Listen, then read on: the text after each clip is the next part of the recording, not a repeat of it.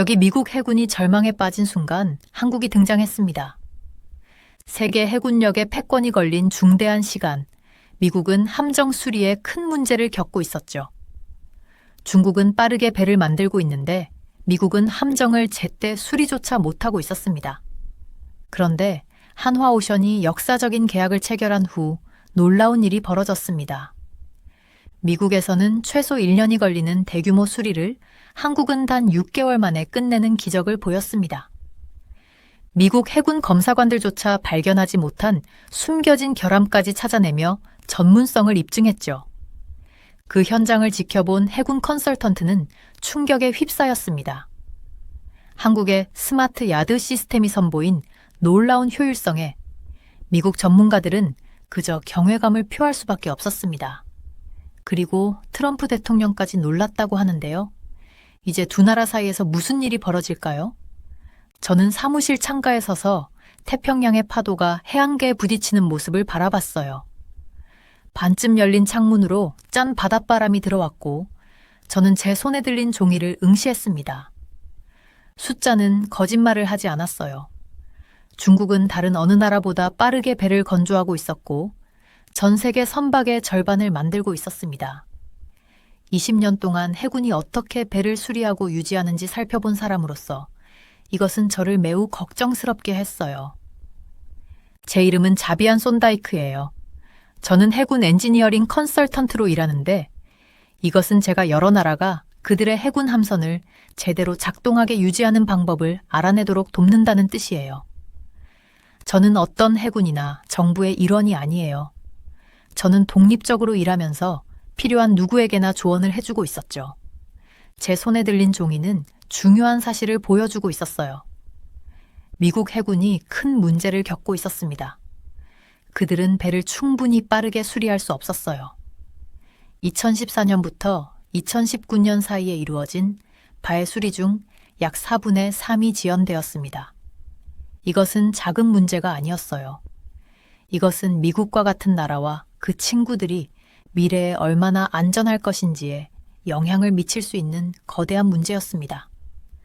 저는 그 종이를 어수선한 책상 위에 던지고 피곤한 눈을 문질렀어요. 제 컴퓨터 화면은 이 문제에 관한 연구로 가득 차 있었습니다. 정비, 수리, 적체, 생산 능력과 같은 단어들이 화면에서 튀어나왔어요. 이런 기술적인 단어들은 모두 한 가지 간단한 진실을 가리키고 있었어요. 미국 해군이 뒤처지고 있었던 거예요. 이런 상황은 계속될 수 없어요. 저는 혼잣말로 중얼거리며 커피잔을 집어들었지만 비어있는 것을 발견했습니다. 저는 몇 달 동안 이러한 추세를 추적하고 있었고 매일 그림이 더 명확해지고 있었어요. 중국은 이제 미국보다 더 많은 해군 함선을 보유하고 있었습니다. 저는 카를로스 델 토로 미 해군 장관이 한국 방문 중에 했던 말을 기억했어요. 창밖의 바다를 바라보며 그의 말이 제 마음속에 울려 퍼졌습니다. 책상 위에 전화가 울리면서 제 생각을 깨뜨렸어요. 손다이크 씨, 국제방위산업체 교류부의 파텔 지휘관입니다. 안녕하세요, 지휘관님. 제가 무엇을 도와드릴까요? 한국의 조선소를 방문해 주셨으면 합니다. 한화오션에 대해 들어보셨나요? 저는 물론 그들에 대해 들어봤었어요. 그들은 한국에서 미 해군 함선을 수리하는 첫 계약을 체결하여 역사를 만들었습니다. 이것은 큰 일이었어요. 네, 그들에 대해 알고 있어요. 저는 이미 제 노트를 찾으며 대답했습니다. 좋아요. 우리는 당신의 전문 지식으로 그들의 시설을 관찰하고 보고해 줄 사람이 필요합니다. 다음 주까지 한국 거제에 도착할 수 있으신가요? 저는 즉시 동의했어요. 이것은 제가 지켜보고 있던 바로 그런 종류의 발전이었습니다. 아마도 한국인들이 미 해군이 직면한 문제에 대한 해결책을 찾았을지도 모르겠네요. 다음 주, 저는 거제의 한화오션 조선소의 거대한 문 앞에 서 있었습니다. 시설은 굉장히 거대했고 해안선을 따라 작은 도시처럼 펼쳐져 있었어요. 거대한 크레인이 머리 위로 솟아 있었고 금속 작업 소리가 공기를 가득 채웠습니다. 안전모를 쓴 작업자들이 다양한 수리 단계에 있는 거대한 배들 사이를 목적을 가지고 움직이고 있었어요. 제 안내자인 젊은 한국 엔지니어 민호 씨가 단단한 악수로 저를 맞이했습니다. 한화오션에 오신 것을 환영합니다. 손다이크 씨. 저희 시설을 방문해 주셔서 영광입니다. 민호 씨는 저를 보안 검색대를 통과시켜 조선소의 중심부로 안내했어요. 제가 본 것은 저를 놀라게 했습니다. 제가 익숙했던 종종 혼란스러운 미국 조선소와 달리 이곳은 믿을 수 없이 부드럽게 운영되고 있었어요. 작업자들은 효율적으로 움직였고 모든 것이 완벽하게 정리되어 있는 것 같았습니다. 이것이 저희의 스마트 야드 운영 시스템입니다.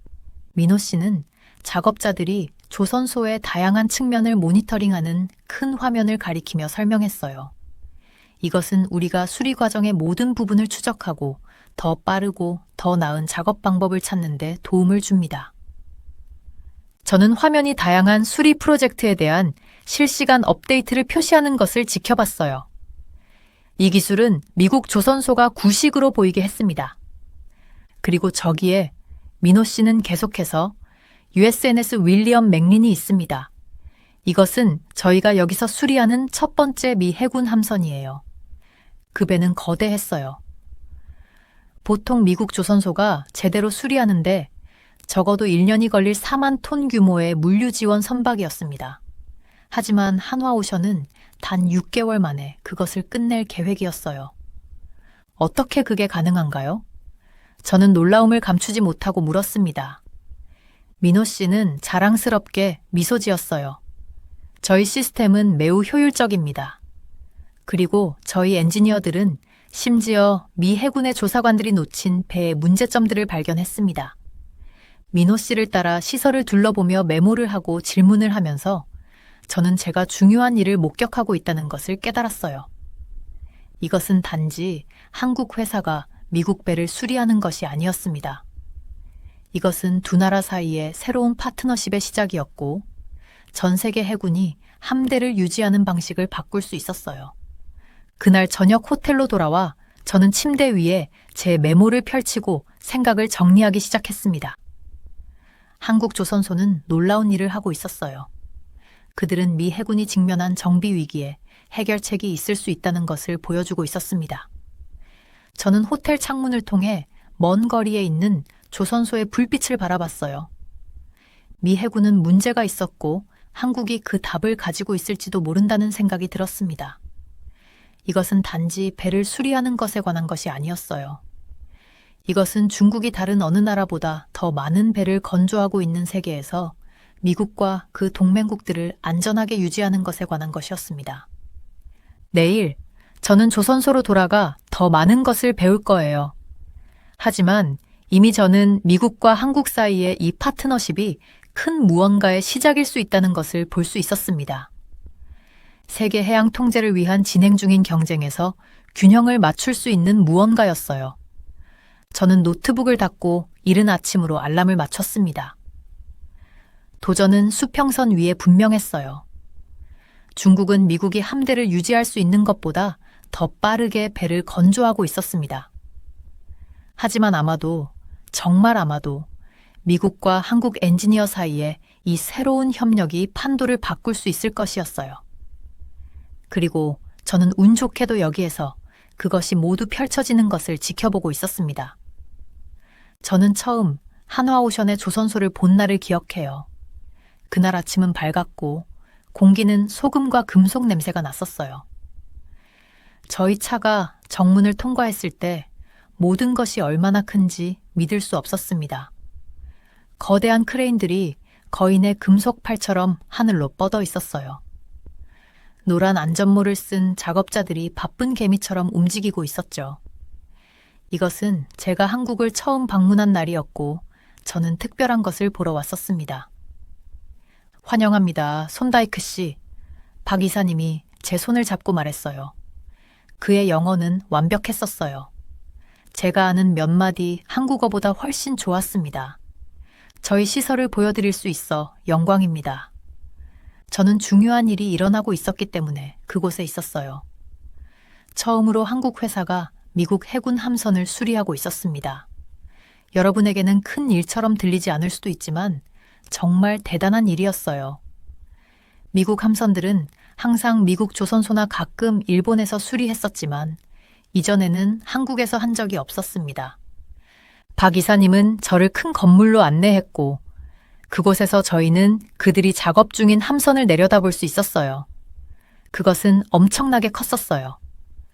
2개의 축구장보다 더 길었습니다. 배 옆면에 USNS 윌리엄 맥클린이라는 이름이 그려져 있었어요. 무엇이 당신의 조선소를 다르게 만드나요? 저는 박 이사님에게 물었어요. 그는 미소를 지으며 벽에 있는 큰 화면을 가리켰습니다. 이것이 저희의 스마트 야드 시스템입니다. 그가 설명했어요. 화면에는 배 전체의 3D 모델이 표시되어 있었고 다른 부분들이 다른 색상으로 강조되어 있었습니다. 작업자들은 이 시스템에 연결된 태블릿을 들고 다니면서 정확히 무엇을 수리해야 하는지, 어떻게 해야 하는지 알 수 있었어요. 미국에서는 저는 그에게 말했어요. 저희는 여전히 이런 작업의 대부분에 종이 체크리스트를 사용해요. 박 이사님은 공손하게 고개를 끄덕였지만 그가 놀란 것을 알 수 있었습니다. 그것은 스마트폰을 사용하는 사람에게 여전히 비둘기에 메모를 묶어서 메시지를 보낸다고 말하는 것과 같았어요. 저희가 조선소를 걸어 다니는 동안 저는 모든 것이 얼마나 깨끗하고 정리되어 있는지 알아챘습니다. 미국 조선소에서는 도구와 부품들이 종종 여기저기 흩어져 있고 필요한 것을 찾기 위해 헤매야 했어요. 여기서는 모든 것이 제자리에 있었습니다. 수리를 완료하는데 얼마나 걸릴까요? 저는 물었어요. 6개월이요. 박 이사님이 자신 있게 말했습니다. 저는 거의 걸음을 멈출 뻔했어요. 6개월이요? 같은 작업이 미국에서는 최소 한 년이 걸릴 텐데요.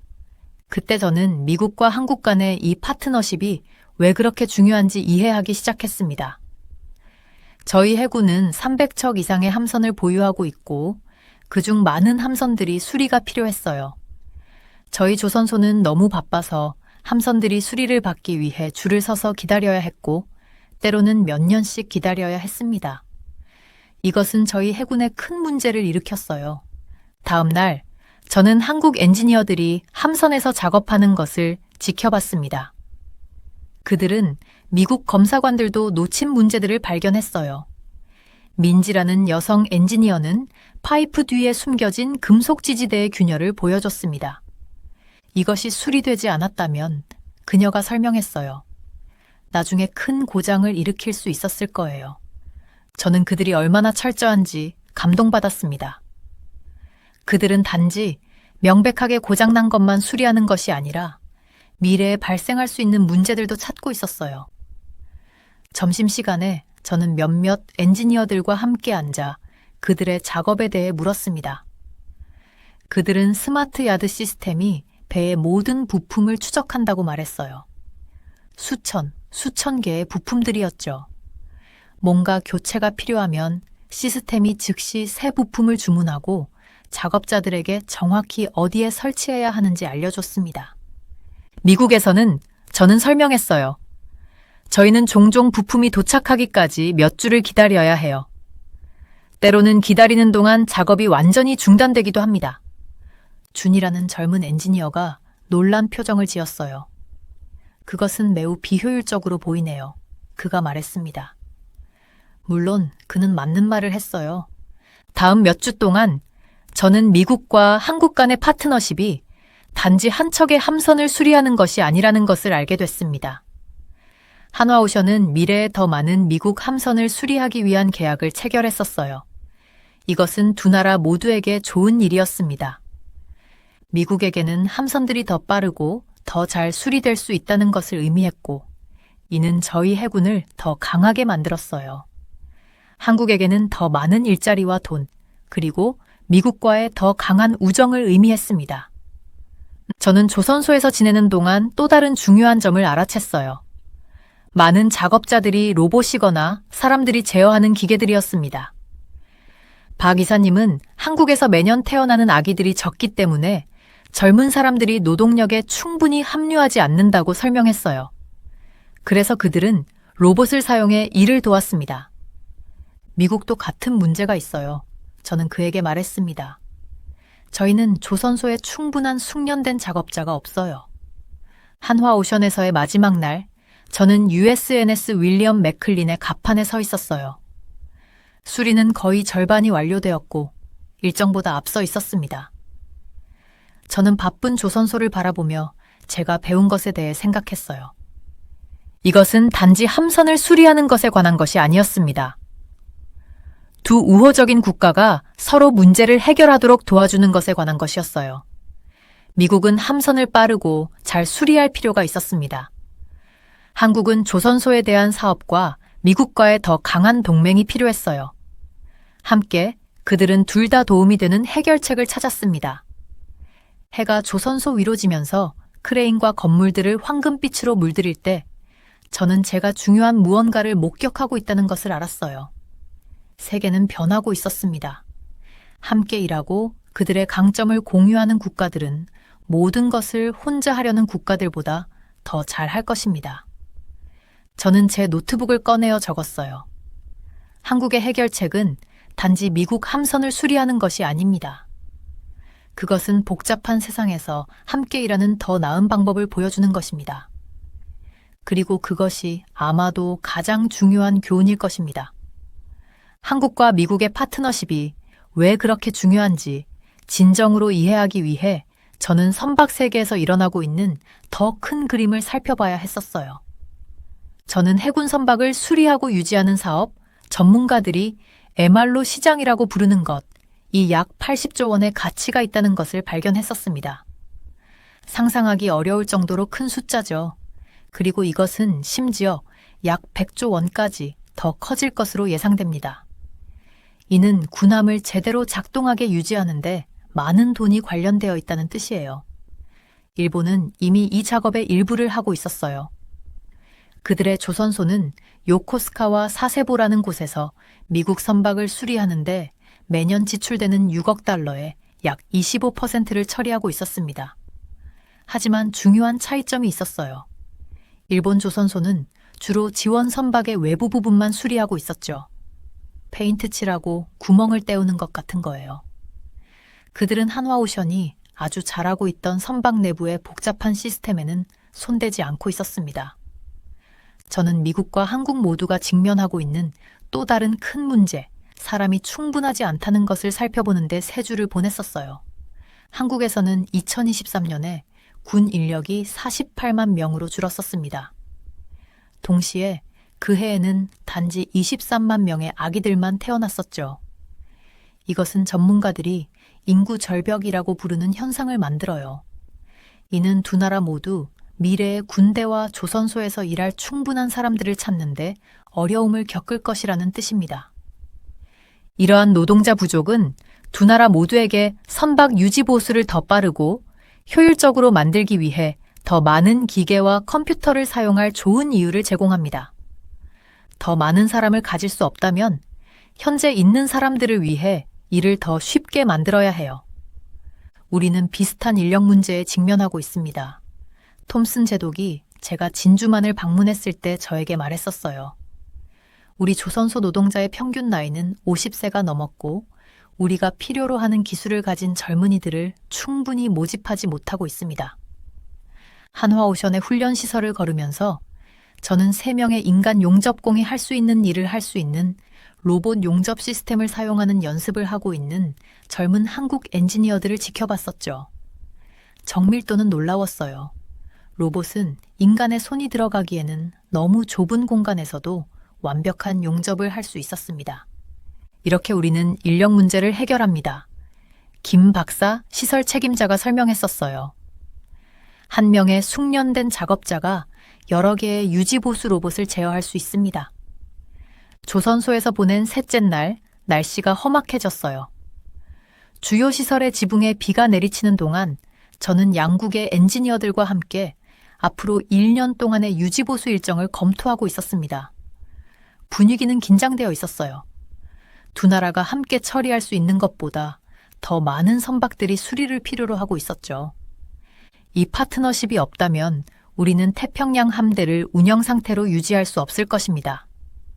로드리게스 사령관이 3년 전까지 거슬러 올라가는 유지보수 적체를 보여주는 차트를 가리키며 인정했었습니다. 저는 저녁 시간을 호텔 방에서 보냈었어요. 노트북의 불빛이 전 세계 선박 상황을 이해하려고 노력하면서 쌓여있는 보고서들을 밝히고 있었죠. 숫자들은 명확한 이야기를 말해주고 있었어요. 중국은 미국과 그 동맹국들이 합쳐놓은 것보다 더 빠르게 선박을 건조하고 있었습니다. 유지보수에 대한 새로운 접근법이 없다면 그 격차는 더 커질 뿐일 거예요. 어느 날 아침, 저는 한국과 미국 기술자들이 함께 배우고 있는 교실을 방문했었어요. 그들은 해군 엔진룸 내부를 시뮬레이션하는 가상현실 시스템으로 연습하고 있었습니다. 언어 차이에도 불구하고 그들은 복잡한 문제를 해결하면서 가리키고 고개를 끄덕이며 부드럽게 함께 일하고 있었어요. 이것은 단지 선박을 수리하는 것 이상입니다. 이 대위가 우리가 훈련을 지켜보는 동안 저에게 말했었어요. 이것은 우리의 바다를 안전하게 지키기 위해 함께 일하는 것에 관한 것입니다. 제 임시 사무실에서 보이는 전망은 윌리엄 맥클린이 수리되고 있는 거대한 건선거를 내려다보고 있었습니다. 그 높이에서 보면 거대한 선박은 욕조 속의 장난감처럼 보였어요. 노동자들은 개미처럼 그 주위를 분주히 움직이고 있었죠. 각자 해군 유지보수의 복잡한 춤에서 특정 일을 하고 있었습니다. 저는 하루 종일 팀 간에 정보가 어떻게 흐르는지 지켜봤었어요. 미국 검사관이 무언가 우려되는 것을 발견했을 때 그 데이터는 스마트 태블릿을 통해 즉시 한국 엔지니어들에게 전달되었습니다. 몇 분 안에 전문가들이 상황을 평가하기 위해 도착했어요. 이런 종류의 빠른 대응은 제가 방문했던 분비는 미국 조선소에서는 불가능했을 거예요. 이 파트너십 이전에는 이 수리는 시작하기까지 몇 달을 기다려야 했을 겁니다. 윌리엄스 기술 하사가 교체되고 있는 중요한 조향 시스템 부품을 가리키며 설명했었어요. 이제는 몇 주 안에 고쳐집니다. 가장 인상적인 것은 기술이나 시설이 아니라 두 나라가 둘 다 더 강하게 만드는 함께 일하는 방법을 찾았다는 점이었습니다. 미국은 선박을 더 빨리 수리받았고 한국은 귀중한 경험과 일자리를 얻었어요. 그것은 미래의 국가들이 함께 일할 수 있는 모델처럼 느껴졌습니다. 이 세계적 상황을 공부한 마지막 날에 제 노트를 정리하면서 저는 이것이 단지 선박을 유지하는 것에 관한 것이 아니라는 것을 깨달았었어요. 이것은 변화하는 세계에서 평화를 유지하는 것에 관한 것이었습니다. 함께 일함으로써 이 두 동맹국은 모든 것을 스스로 건설하지 않고도 그들의 해군을 강하게 유지하는 방법을 찾고 있었어요.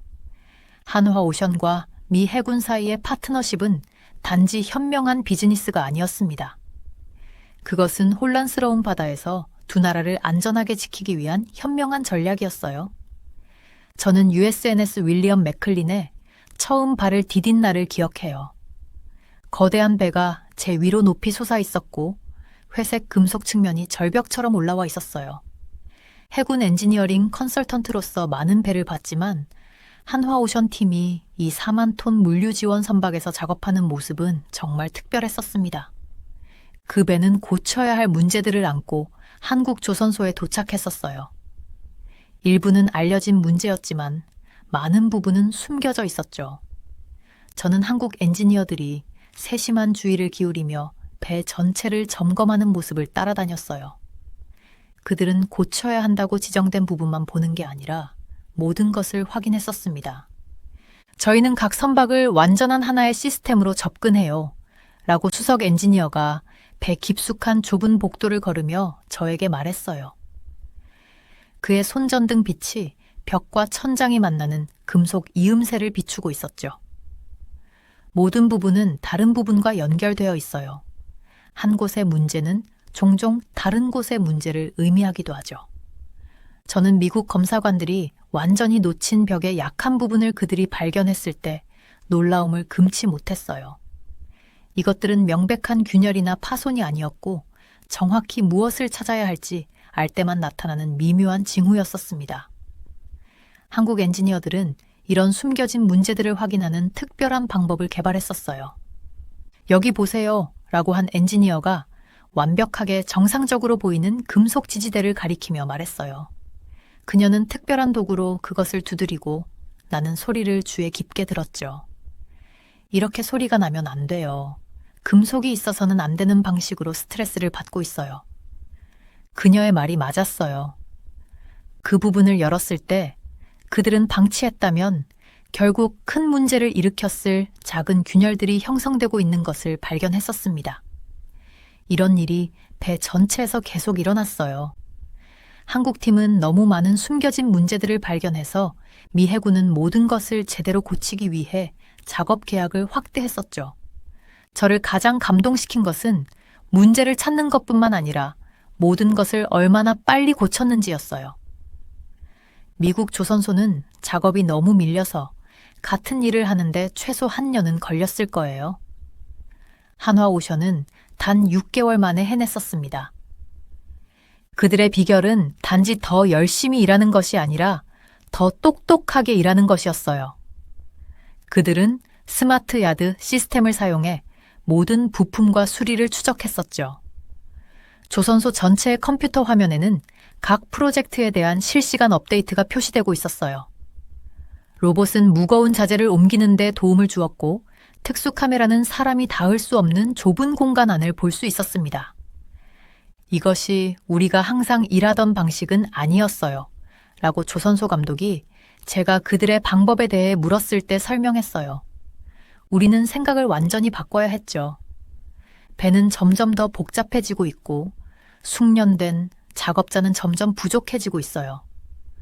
우리는 더 적은 인력으로 더 많은 일을 할 수 있는 새로운 방법을 찾아야 했습니다. 저는 용접공들이 믿을 수 없는 정밀도로 작업하는 모습을 몇 시간 동안 지켜봤어요. 그들은 금속 부품을 완벽하게 접합할 수 있는 컴퓨터 유도 도구를 사용했었죠. 품질 관리팀은 사람의 눈과 첨단 스캐닝 장비를 모두 사용하여 모든 것을 여러 번 확인했었습니다. 배의 엔진룸 변화는 특히 인상적이었어요. 윌리엄 맥클린이 처음 도착했을 때 거대한 엔진은 큰 작업이 필요했었죠. 한국팀은 엔진을 단순히 고치는 것이 아니라 개선했어요. 그들은 문제가 심각해지기 전에 승무원에게 잠재적 문제를 경고해주는 새로운 모니터링 시스템을 설치했었습니다. 이러한 업그레이드는 미 해군의 시간과 돈을 모두 절약해 줄 거예요. 라고 엔진 전문가가 저에게 말했어요. 배가 수리를 위해 돌아올 필요가 그렇게 자주 없을 것이고 돌아올 때는 정확히 무엇이 주의가 필요한지 알 수 있을 겁니다. 몇 주가 지나면서 저는 배가 변화하는 것을 봤어요. 새 페인트가 수리된 부분을 덮었고 새 장비는 효율적으로 돌아가고 있었죠. 이전에 신뢰할 수 없었던 시스템들이 이제 완벽하게 작동했어요. 한국 엔지니어들은 모든 수리와 개선 사항을 세심하게 문서화하며 자신들의 작업에 명백한 자부심을 가지고 있었습니다. 날씨 문제도 그들을 늦추지 못했어요. 장마철에 며칠 동안 폭우가 조선소를 두들겼을 때 그들은 단순히 일정을 조정해 내부 구역에서 작업했었죠. 그들의 유연성은 놀라웠어요. 미국 공급업체로부터 부품이 제때 도착하지 않았을 때 그들은 계속 작업할 수 있는 창의적인 해결책을 찾았었습니다. 해군 유지보수는 단순히 고장난 것을 고치는 것만이 아니에요. 라고 프로젝트 매니저가 우리의 일일 브리핑 중 하나에서 설명했어요. 그것은 배 전체를 이전보다 더 좋게 만드는 것이죠. 우리 조선소를 떠나는 모든 선박은 더 강하고 더 효율적이고 더 신뢰할 수 있어야 합니다. 프로젝트의 마지막 몇 주 동안 미 해군 검사관들이 매일 현장에서 작업을 확인하고 있었어요. 저는 그들의 태도가 처음에 의심에서 진정한 존중으로 바뀌는 것을 알아챘죠. 그들은 한화오션의 방법에 대해 자세한 질문을 하며 미래 프로젝트를 위해 분명히 메모를 하고 있었습니다. 2025년 3월 12일 인도일이 다가오면서 최종 테스트는 제가 이미 알고 있던 것을 확인해 주었어요. 윌리엄 맥클린은 단순히 고쳐진 것이 아니라 그 어느 때보다 더 좋아졌었죠. 최종 해상 시험을 위해 엔진이 작동하는 데크에 서서 저는 역사적인 무언가를 목격하고 있다는 느낌을 받았어요. 이것은 단순한 선박 수리가 아니라 동맹국들이 해군력을 유지하기 위해 함께 일할 수 있는 새로운 장이었습니다. 곧 한국을 떠날 그 배는 단순한 성공적인 수리 작업 이상을 의미했어요. 그것은 기술적 탁월함이 혁신과 만날 때 무슨 일이 일어날 수 있는지를 보여주었죠. 해군 시스템을 20년 동안 연구하면서 저는 이렇게 효율적으로 완료된 이런 품질의 유지보수 작업을 본 적이 없었습니다. 인도식 준비의 마지막 단계를 지켜보면서 저는 이 성취가 해군 유지보수의 미래를 바꿀 것이라고 알았어요. 질문은 더 많은 미국 배가 한국 조선소에 올 것인가가 아니라 얼마나 많이, 얼마나 빨리 올 것인가였습니다.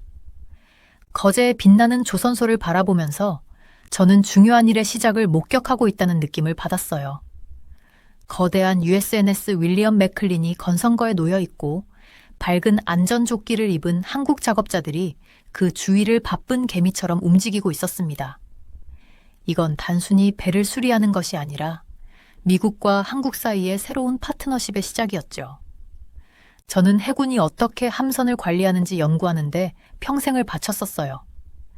하지만 이건 다른 거였습니다. 한화오션은 단지 하나의 미국 배를 수리하는 게 아니었어요. 그들은 작년에 2개의 수리 계약을 따냈고 이제 올해는 6척의 배를 더 수리하려고 하고 있었습니다. 이건 예전 방식과는 아주 큰 변화였죠.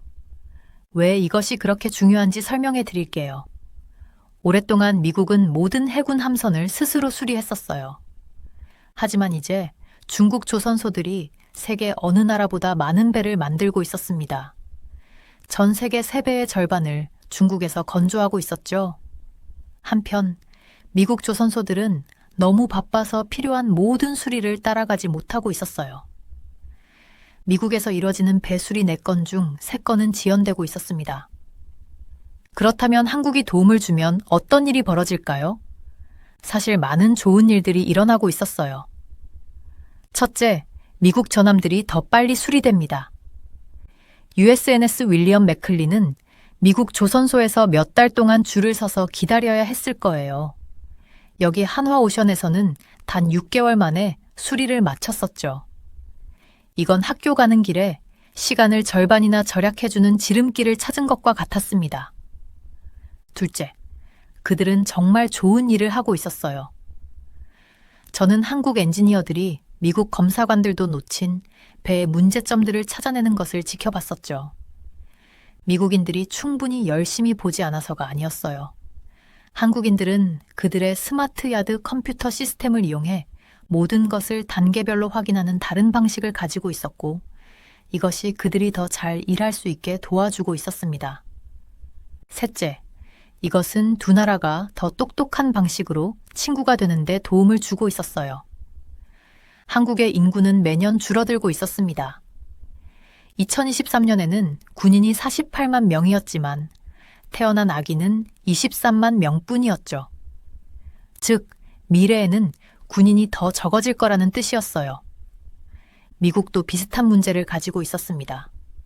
배에 함께 일함으로써 두 나라는 더 적은 사람들로 더 많은 일을 할 수 있었죠. 저는 어제 김 씨라는 수석 엔지니어 중 한 분과 함께 맥클리노의 엔진룸을 걸어 다녔었어요. 그는 이전에 아무도 보지 못했던 금속 지지대의 균열을 발견했던 곳을 보여주셨습니다. 이것은 나중에 큰 문제를 일으킬 수 있었어요. 그가 2개의 금속 빔이 만나는 지점을 가리키며 말씀하셨죠. 이제 고쳐져서 배가 더 튼튼해졌습니다. 수리 작업은 단지 오래된 문제를 고치는 것에 관한 것이 아니었어요. 배를 이전보다 더 좋게 만드는 것이었습니다. 한국 엔지니어들은 새로운 기술을 추가하고 일을 더 잘하는 방법을 찾고 있었죠. 이건 마치 자전거를 정말 좋은 수리점에 맡겨서 새 브레이크와 더 부드러운 기어를 장착해 돌려받는 것과 같았어요. 하지만 가장 큰 변화는 배 자체에 관한 것이 아니었습니다. 그것은 국가들이 안전을 유지하기 위해 함께 일하는 방식에 관한 것이었죠. 중국은 이제 미국보다 더 많은 해군 함선을 가지고 있었어요. 델토로 장관님이 한국을 방문했을 때 직접 그렇게 말씀하셨었습니다. 이건 미국과 그 친구들에게 큰 문제였죠. 한국이 미국 배를 수리함으로써 미국 해군은 더 많은 배를 수리 도크에 세워두는 대신 바다에 내보내 감시하고 보호할 수 있었습니다. 한국에게 이것은 단지 수리 계약으로 돈을 버는 것 이상의 의미가 있었어요. 물론 그것도 좋았지만요. 이것은 미국에게 더 중요한 친구가 된다는 것을 의미했었죠. 누군가의 차를 고치는 것을 도와주면 그들은 그것을 기억합니다. 국가도 마찬가지예요. 미국 배를 수리함으로써 한국은 미국이 정말 필요로 하는 파트너가 되었습니다. 배 수리 사업은 정말 큰 산업이었어요. 전 세계적으로 약 80조 원이고 곧 100조 원으로 성장할 예정이었습니다. 그건 대부분의 사람들이 상상할 수 있는 것보다 더 많은 돈이었죠. 일본은 이미 요코스카와 사세보 기지에 있는 미국 배의 약 25%를 수리하고 있었고 그 가치는 매년 약 6억 달러였어요. 하지만 그들은 주로 지원함의 외부만 수리하고 있었습니다. 한국은 배 안의 복잡한 부분도 수리하고 있었고 이건 더 어렵고 더 중요한 일이었죠. 저는 맥클리노의 함교에 새로운 전자 시스템을 설치하는 한국 작업자들 그룹을 지켜봤었어요. 그들은 조심스럽게 작업하며 색색의 전선을 연결하고 각 연결부를 테스트하고 있었습니다. 그들의 얼굴에는 깊은 집중력이 보였죠. 이들은 단순한 정비공이 아니었어요. 그들은 전함을 바다에서 안전하게 지키는 문제를 해결하고 있었습니다. 이 모든 것이 미래에 어떤 의미가 있을까요? 저는 더 많은 국가들이 함선을 운영하는 일을 나누어 할 것으로 생각해요. 각 나라가 모든 것을 혼자 하려고 하는 대신 그들이 가장 잘하는 것에 집중할 거예요. 한국은 첨단 기술을 이용한 효율적이고 고품질의 배 수리에 정말 능숙했죠. 미국은 강력한 전함을 설계하고 해군 작전을 이끄는 데 능숙했습니다. 함께하면 그들은 더 강한 팀이 되었어요. 피트에서 미국 국방장관님이 곧 이 조선소를 방문할 예정이었습니다. 그가 미국과 한국 간에 더 많은 협력을 발표할 것으로 예상했어요. 아마도 그들은 오래된 배를 수리하는 것뿐만 아니라 새로운 배를 함께 건조하기 시작할지도 모릅니다. 저에게는 해군 수리 시스템을 20년 동안 연구한 후 이것이 전환점처럼 느껴졌어요. 배를 수리하는 능력이 직접적으로 힘과 안보로 이어지는 더 명확한 예를 본 적이 없었습니다. 한화오션은 단지 배를 만드는 회사로 시작했었죠. 이제 그것은 미국 전함을 전투 준비 상태로 유지하는 데 중요한 부분이 되어가고 있었어요. 조선소 위로 해가 지며 거대한 크레인에서 긴 그림자를 들이울 때 저는 이 모든 것이 무엇을 의미하는지 생각해 봤습니다. 작업자들은 오늘 일과를 마치고 집으로 향하고 있었지만 수리도크의 불빛은 계속 켜져 있었어요. 작업은 하루 종일 계속되고 있었죠. 맥클리노의 인도식은 내일 2025년 3월 12일로 예정되어 있었습니다. 이것은 단지 수리 작업의 완성이 아니라 동맹국들이 함께 일하는 방식의 새로운 장을 표시할 것이었어요. 이건 단지 배를 고치는 것에 관한 것이 아니었습니다. 이건 더 큰 문제를 해결하는 것이었죠. 중국이 다른 누구보다 빠르게 배를 건조하는 상황에서 어떻게 바다를 안전하게 지킬 것인가? 한국의 기술적 기술과 미국의 해군력을 결합함으로써 두 나라는 새로운 방향을 찾고 있었어요. 이 성공적인 협력 사례를 접한 트럼프 대통령은 백악관 브리핑에서 한국의 기술력은 놀랍다. 우리는 이런 동맹국을 절대 포기할 수 없다고 강조했습니다. 국방부 관계자에 따르면 트럼프 대통령은 특히 중국의 해군력 증강에 대응하기 위해 한국과의 방위산업 협력이 필수적이라는 점을 여러 차례 언급했다고 합니다. 결국 한국을 버릴 수는 없다는 것이지요. 저는 노트북을 닫고 호텔로 돌아가기 전에 맥클리노를 마지막으로 한 번 더 바라봤습니다.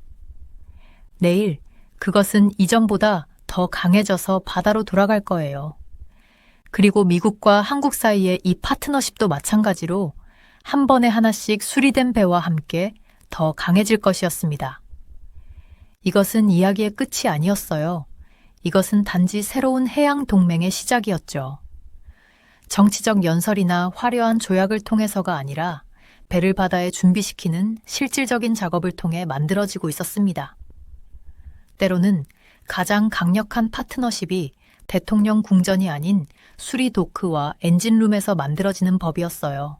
제 이름은 테디어스 블랙우드입니다. 저는 지난 30년 동안 케임브리지 전략연구소에서 여러 나라들이 어떻게 방위 시스템을 연결하는지 연구했었어요. 지금부터 말씀드릴 내용은 매우 중요합니다. 이것은 현대전쟁에 숨겨진 위험에 관한 것이에요. 이 위험은 전쟁터에 있지 않아요. 컴퓨터 코드 안에 있습니다. 트럼프 대통령이 큰 관세 정책을 발표했을 때 저는 이상한 점을 발견했었어요. 그는 적국과 우방국을 구별하지 않고 모두 대상으로 삼았었죠. 저는 이런 패턴을 전에도 봤었습니다. 국가들이 경제적 싸움을 시작할 때 더 나쁜 일들이 종종 뒤따르곤 했었어요. 뉴스 헤드라인에서는 트럼프가 적국과 동맹국 모두에게 관세를 무기로 사용하고 있다라고 했었습니다. 하지만 대부분의 사람들은 실제로 그 아래에서 무슨 일이 일어나고 있는지 놓쳤었어요. 수십 년 동안 저는 로키드 마틴과 레이시온 같은 미국 무기 회사들이 전 세계적으로 제품을 판매하는 것을 지켜봤었어요.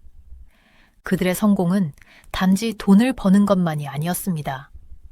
그것은 전략이었죠. 연구 중에 한국 전문가가 저에게 중요한 사실을 말해줬어요. 미국에 의존하지 않고 군대를 장비한 나라들은 일반적으로 국제적으로 레드팀 국가로 분류됩니다. 이것은 군사기술의 두 개의 분리된 세계를 만들었습니다. 블루팀 국가들, 미국 동맹국과 레드팀 국가들이요. 매우 소수의 국가만이 한쪽에서 다른 쪽으로 전환할 수 있었어요. 2018년에 저는 EF-35 전투기 프로그램을 자세히 살펴보기 시작했었습니다. 모든 파트너 국가들이 따라야 하는 유지보수에 관한 몇 가지 이상한 규칙들을 발견했어요. F-35를 구매한 모든 국가는 F-35는 기본 훈련 비행부터 유지보수를 위한 장비 개방까지 모든 것에 미국의 승인이 필요하다는 사실을 알게 됐었습니다. 보통은 너무 늦게 말이죠. 이것은 단지 특별한 기술을 보호하는 것이 아니었어요. 이것은 다른 나라들이 이미 지불한 장비에 대해 미국이 통제권을 유지하는 것이었습니다. 의존도는 전체적이었어요. 간단한 유지보수조차도 미국 기술자나 미국이 승인한 절차가 필요했었죠. F-35를 사용하는 어떤 나라도 실제로 미국 장비를 구매하는 것이 아니었어요. 그들은 기본적으로 자기 나라에 있는 장비를 사용할 수 있는 허가를 빌리고 있었던 거죠. 저는 F-35가 막 도착한 유럽의 공군 기지를 방문했던 것을 기억해요. 기지 사령관이 자랑스럽게 새 제트기를 가리키며 저를 안내했었죠. 이것들은 우리 방위의 게임 체인저예요. 그가 큰 미소로 저에게 말했었어요. 하지만 제가 유지보수 절차에 대해 물어봤을 때 그의 미소는 사라졌습니다. 우리는 미국 기술자가 참석하지 않으면 특정 부품을 만질 수 없어요. 그가 조용히 인정했었어요. 일부 부품은 우리가 보는 것조차 허용되지 않습니다. 저는 이것을 전에도 들었기 때문에 고개를 끄덕였었죠. 블랙박스인가요? 그는 불편해 보였어요. 우리는 그것들을 그렇게 부르면 안 돼요. 하지만 네, 이 항공기가 우리 것이라고 하지만 우리가 접근할 수 없는 시스템이 있습니다. 그날 나중에 저는 막 25훈련을 마친 젊은 조종사와 대화했었어요. 비행하는 느낌이 어때요? 제가 물었습니다. 놀라워요. 그녀가 말했었어요. 기술이 믿을 수 없을 정도예요. 하지만 때때로 이상하게 느껴져요. 각 비행 전에 미국 시스템에서 오는 승인 코드가 필요합니다. 그것 없이는 제트기가 완전히 작동하지 않아요. 이 대화는 저에게 깊은 인상을 남겼었습니다. 여기에는 고급 군사 능력을 갖춘 주권 국가가 있었지만 그들은 다른 나라의 허락 없이는 자신의 장비를 사용할 수 없었어요. 다음 달에 저는 최근에 F-35를 받은 또 다른 동맹국을 방문했었습니다. 그들의 경험도 비슷했어요. 우리는 이 항공기에 수십억을 썼습니다. 한 국방부 관리가 커피를 마시며 저에게 말했었어요. 하지만 워싱턴과의 관계가 나빠지면 하룻밤 사이에 매우 비싼 박물관 전시품이 될 수 있어요. 저는 그가 이런 협정에 대해 걱정하는지 물어봤습니다. 그는 대답하기 전에 주위를 둘러봤어요. 물론 우리는 걱정하고 있습니다. 하지만 우리에게 무슨 선택이 있을까요? 경쟁력을 유지하려면 가장 첨단 시스템이 필요해요. 그리고 그것들은 조건이 붙어 있죠. 그해 가을 국방회의에서 저는 EF-35 프로그램에서 일했던 엔지니어를 만났었어요. 여러 잔의 술 후에 그는 더 말이 많아졌습니다. 의존성은 우연이 아니에요. 그가 말했었죠. 그것은 버그가 아니라 특징입니다. 무슨 뜻이에요? 제가 물었습니다. 생각해보세요. 그가 대답했어요. 당신이 다른 나라에 무기를 판매한다면 일종의 보험 정책을 원하지 않을까요? 그것들이 당신이나 당신의 이익에 반하여 사용되지 않도록 할 수 있는 방법 말이에요. 이것은 제가 의심했던 것을 확인해 주었습니다. 기술 의존성은 단지 미국의 비즈니스 이익을 유지하는 것에 관한 것이 아니었어요. 그것은 미국의 통제를 유지하는 것에 관한 것이었습니다. 연구를 통해 저는 이것이 F-35에만 국한되지 않는다는 것을 발견했었어요. 미국이 동맹국에 판매한 많은 현대 무기 시스템들도 비슷한 의존성을 가지고 있었습니다. 미사일 방어 시스템부터 해군 장비까지 패턴은 일관되었어요. 중요한 부품들은 작동하기 위해 미국의 지속적인 지원과 허가가 필요했었죠. 저를 가장 괴롭히는 것은 이런 구매 국가에서 자신들이 무엇을 구매하고 있는지 완전히 이해하는 사람이 얼마나 적은지였어요. 정치 지도자들은 대형 국방 구매를 대대적으로 발표하며 국가 안보를 강화하고 있다고 주장했었습니다. 하지만 많은 면에서 그들은 실제로 다른 나라의 선의에 대한 의존도를 높이고 있었어요. 이 디지털 의존성은 공개적으로 거의 이야기되지 않는, 보이지 않는 힘을 만들었었습니다. 이것은 새로운 종류의 통제였어요. 직접적인 군사 주둔이나 경제적 압력을 통해서가 아니라 코드라인과 기술 지원 요구 사항을 통해서였죠. 방위의 세계는 변했었어요.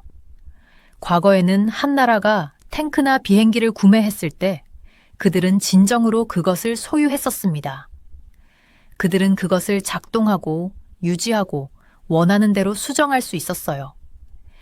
이제 현대무기 전체에 디지털 시스템이 내장되면서 진정한 소유권이 환상이 되었습니다. 이 새로운 현실은 디지털 시대에 주권 국가가 된다는 것이 무엇을 의미하는지에 대한 어려운 질문을 제기했었어요. 국가의 방위 시스템이 해외에서 통제될 수 있다면 그 나라가 진정으로 독립적일 수 있을까요? 동맹국들은 의존성의 위험에 대해 첨단 기술의 이점을 어떻게 균형을 맞춰야 할까요? 연구를 계속하면서 저는 현대전쟁과 국제관계에 대한 우리의 이해를 재구성할 무언가를 발견하고 있다는 것을 알았었습니다. 진정한 힘은 누가 가장 많은 무기를 가지고 있느냐에 있지 않았어요. 그것은 누가 그 무기들의 디지털 키를 통제하느냐에 있었습니다. 저는 브뤼셀에서의 그 날을 선명하게 기억해요. 방은 답답했고 벽에는 어두운 나무 패널이 있었으며 긴 테이블에는 중요한 사람들이 작은 목소리로 이야기하고 있었습니다. 저는 전투기와 방어 시스템에 대해 더 많이 듣고 배우기 위해 그곳에 있었어요. 그때 제 심장이 한 번 뛰는 것을 느끼게 한 말을 들었죠. 가슴에 많은 훈장을 단 깔끔한 제복을 입은 키가 큰 나토 고위 관계자가 제가 전에 들어본 적 없는 용어를 사용했었어요. 킬 스위치. 그 말이 그의 입에서 나오자마자 그의 표정이 바뀌었습니다.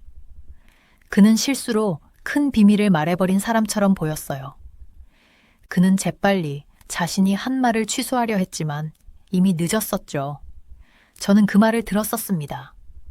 수년 동안 국방 분야에서 이런 것에 대해 사람들이 속삭였었지만 그렇게 중요한 회의에서 큰 소리로 말한 사람은 없었어요. 킬 스위치, 멀리서 첨단 전투기를 끌 수 있는 장치였습니다.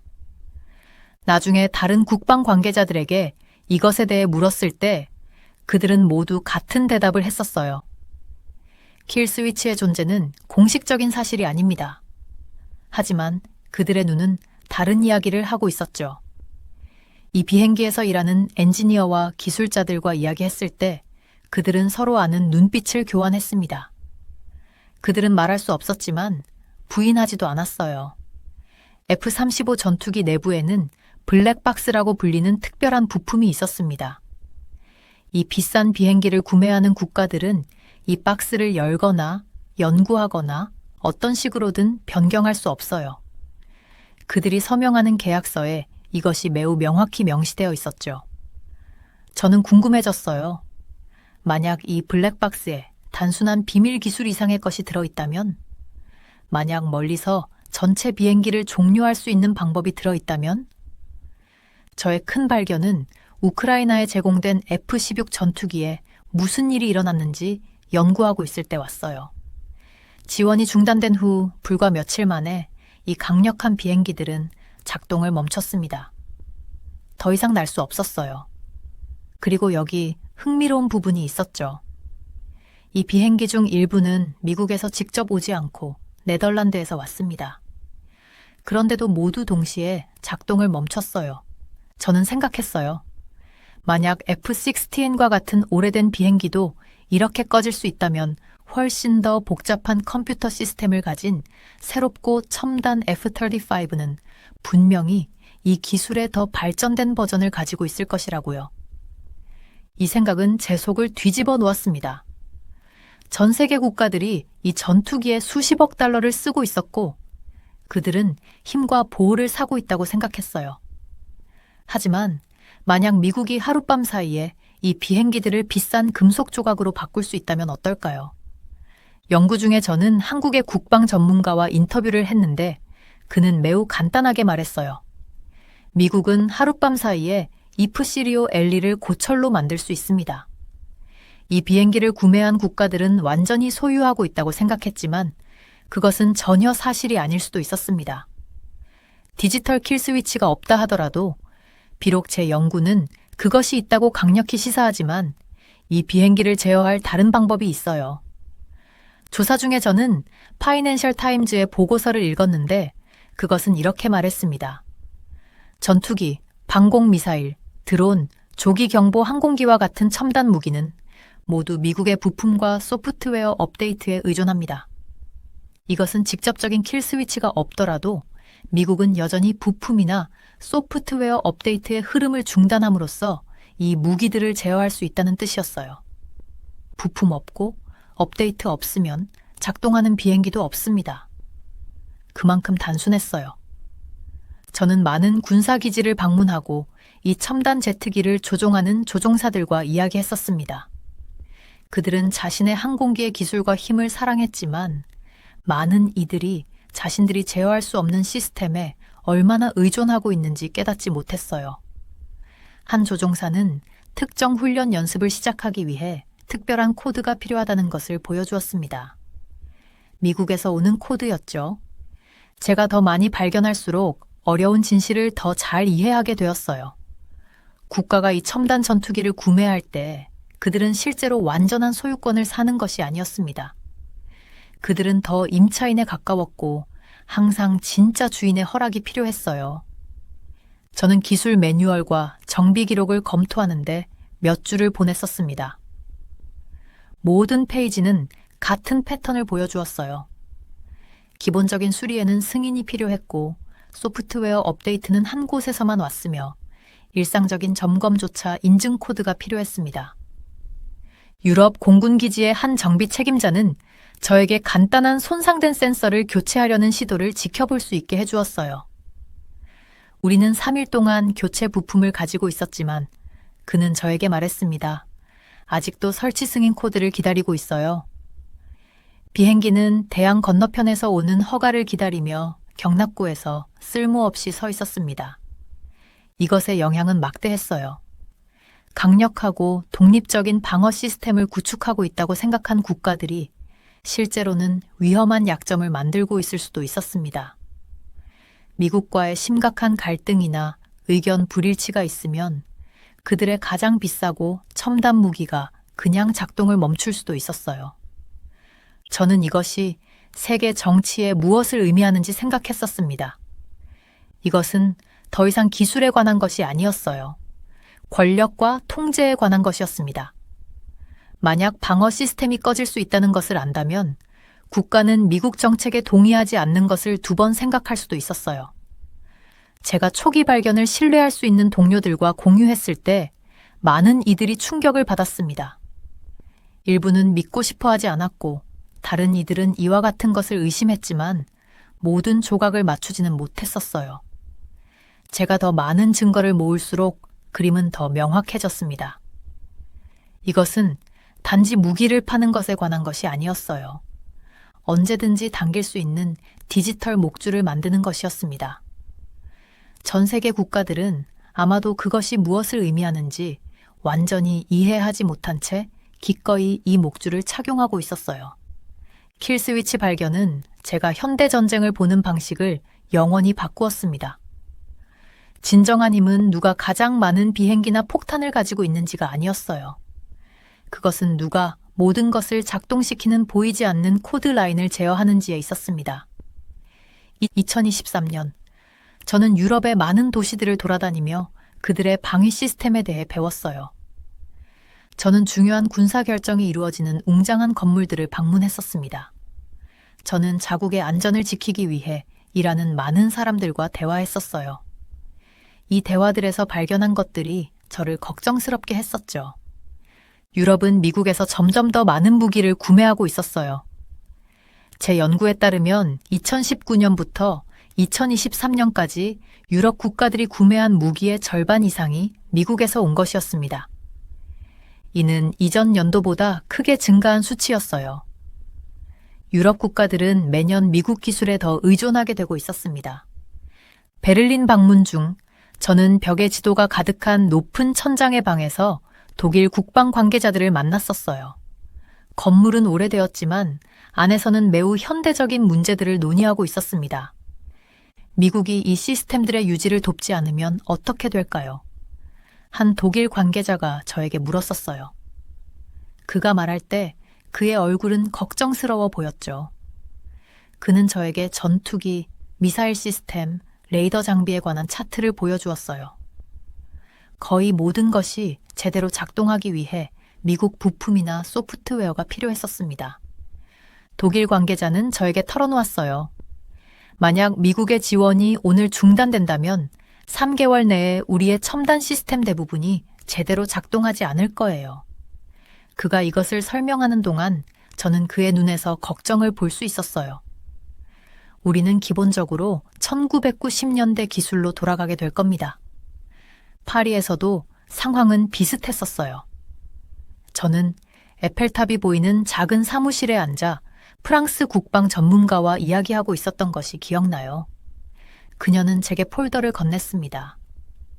우리는 완전히 통제할 수 없는 시스템 위에 우리의 안보를 구축했어요. 그녀가 조용히 말했었죠. 이 비싼 무기들이 실제로는 우리의 약점이 될 수도 있어요. 강점이 아니라. 이 대화들이 특히 걱정스러웠던 이유는 최근 유럽을 충격에 빠뜨린 뉴스 때문이었어요. 미국이 독일에서 헝가리로 군대를 이동시킬 수 있다는 이야기가 있었는데 헝가리는 러시아와 더 친해지고 있는 나라였습니다. 이로 인해 유럽 지도자들은 미국의 보호가 동맹국이라는 이유만으로가 아니라 미국의 정치적 바람을 따르는지에 달려있을 수 있다는 것을 깨달았었어요. 다음으로 저는 나토 본부가 있는 브뤼셀을 방문했었습니다. 크고 현대적인 건물은 활동으로 붐비고 있었어요. 화려한 디지털 디스플레이가 있는 회의실에서 다양한 국가의 관계자들이 열띤 토론을 하고 있었습니다. 우리는 우리 자신의 방어를 통제할 필요가 있어요.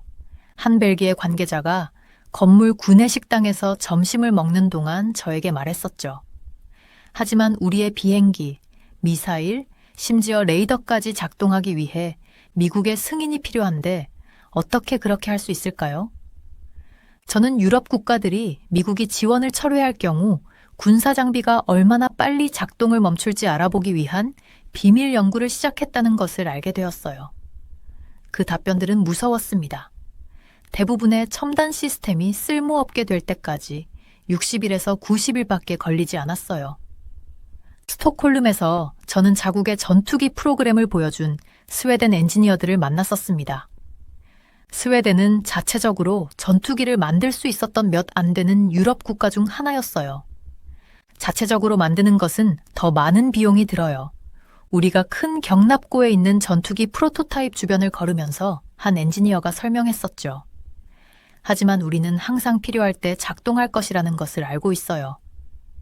마드리드, 코펜하겐, 로마의 회의 테이블 주변에서 저는 같은 우려를 들었었습니다. 군사 지도자들은 그들이 완전히 통제할 수 없는 무기에 수십억을 지출했다는 것을 깨달았어요. 유럽을 여행하면 할수록 저는 점점 커지는 걱정을 보았습니다.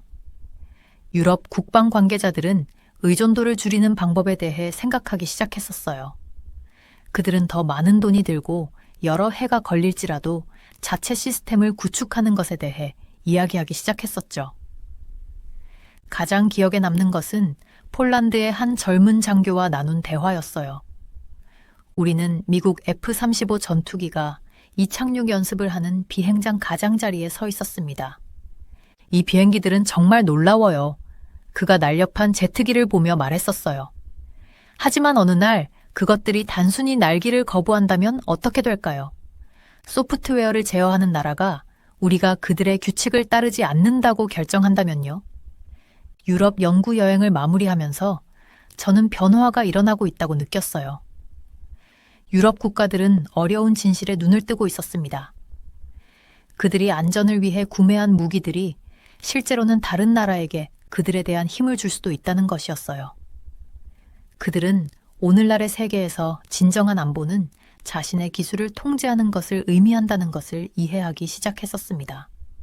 아시아에서 연구를 계속하기 위해 유럽을 떠날 때 저는 이 대화들에서 나온 수백 페이지의 메모와 녹음들을 가지고 갔었어요. 패턴은 분명했습니다.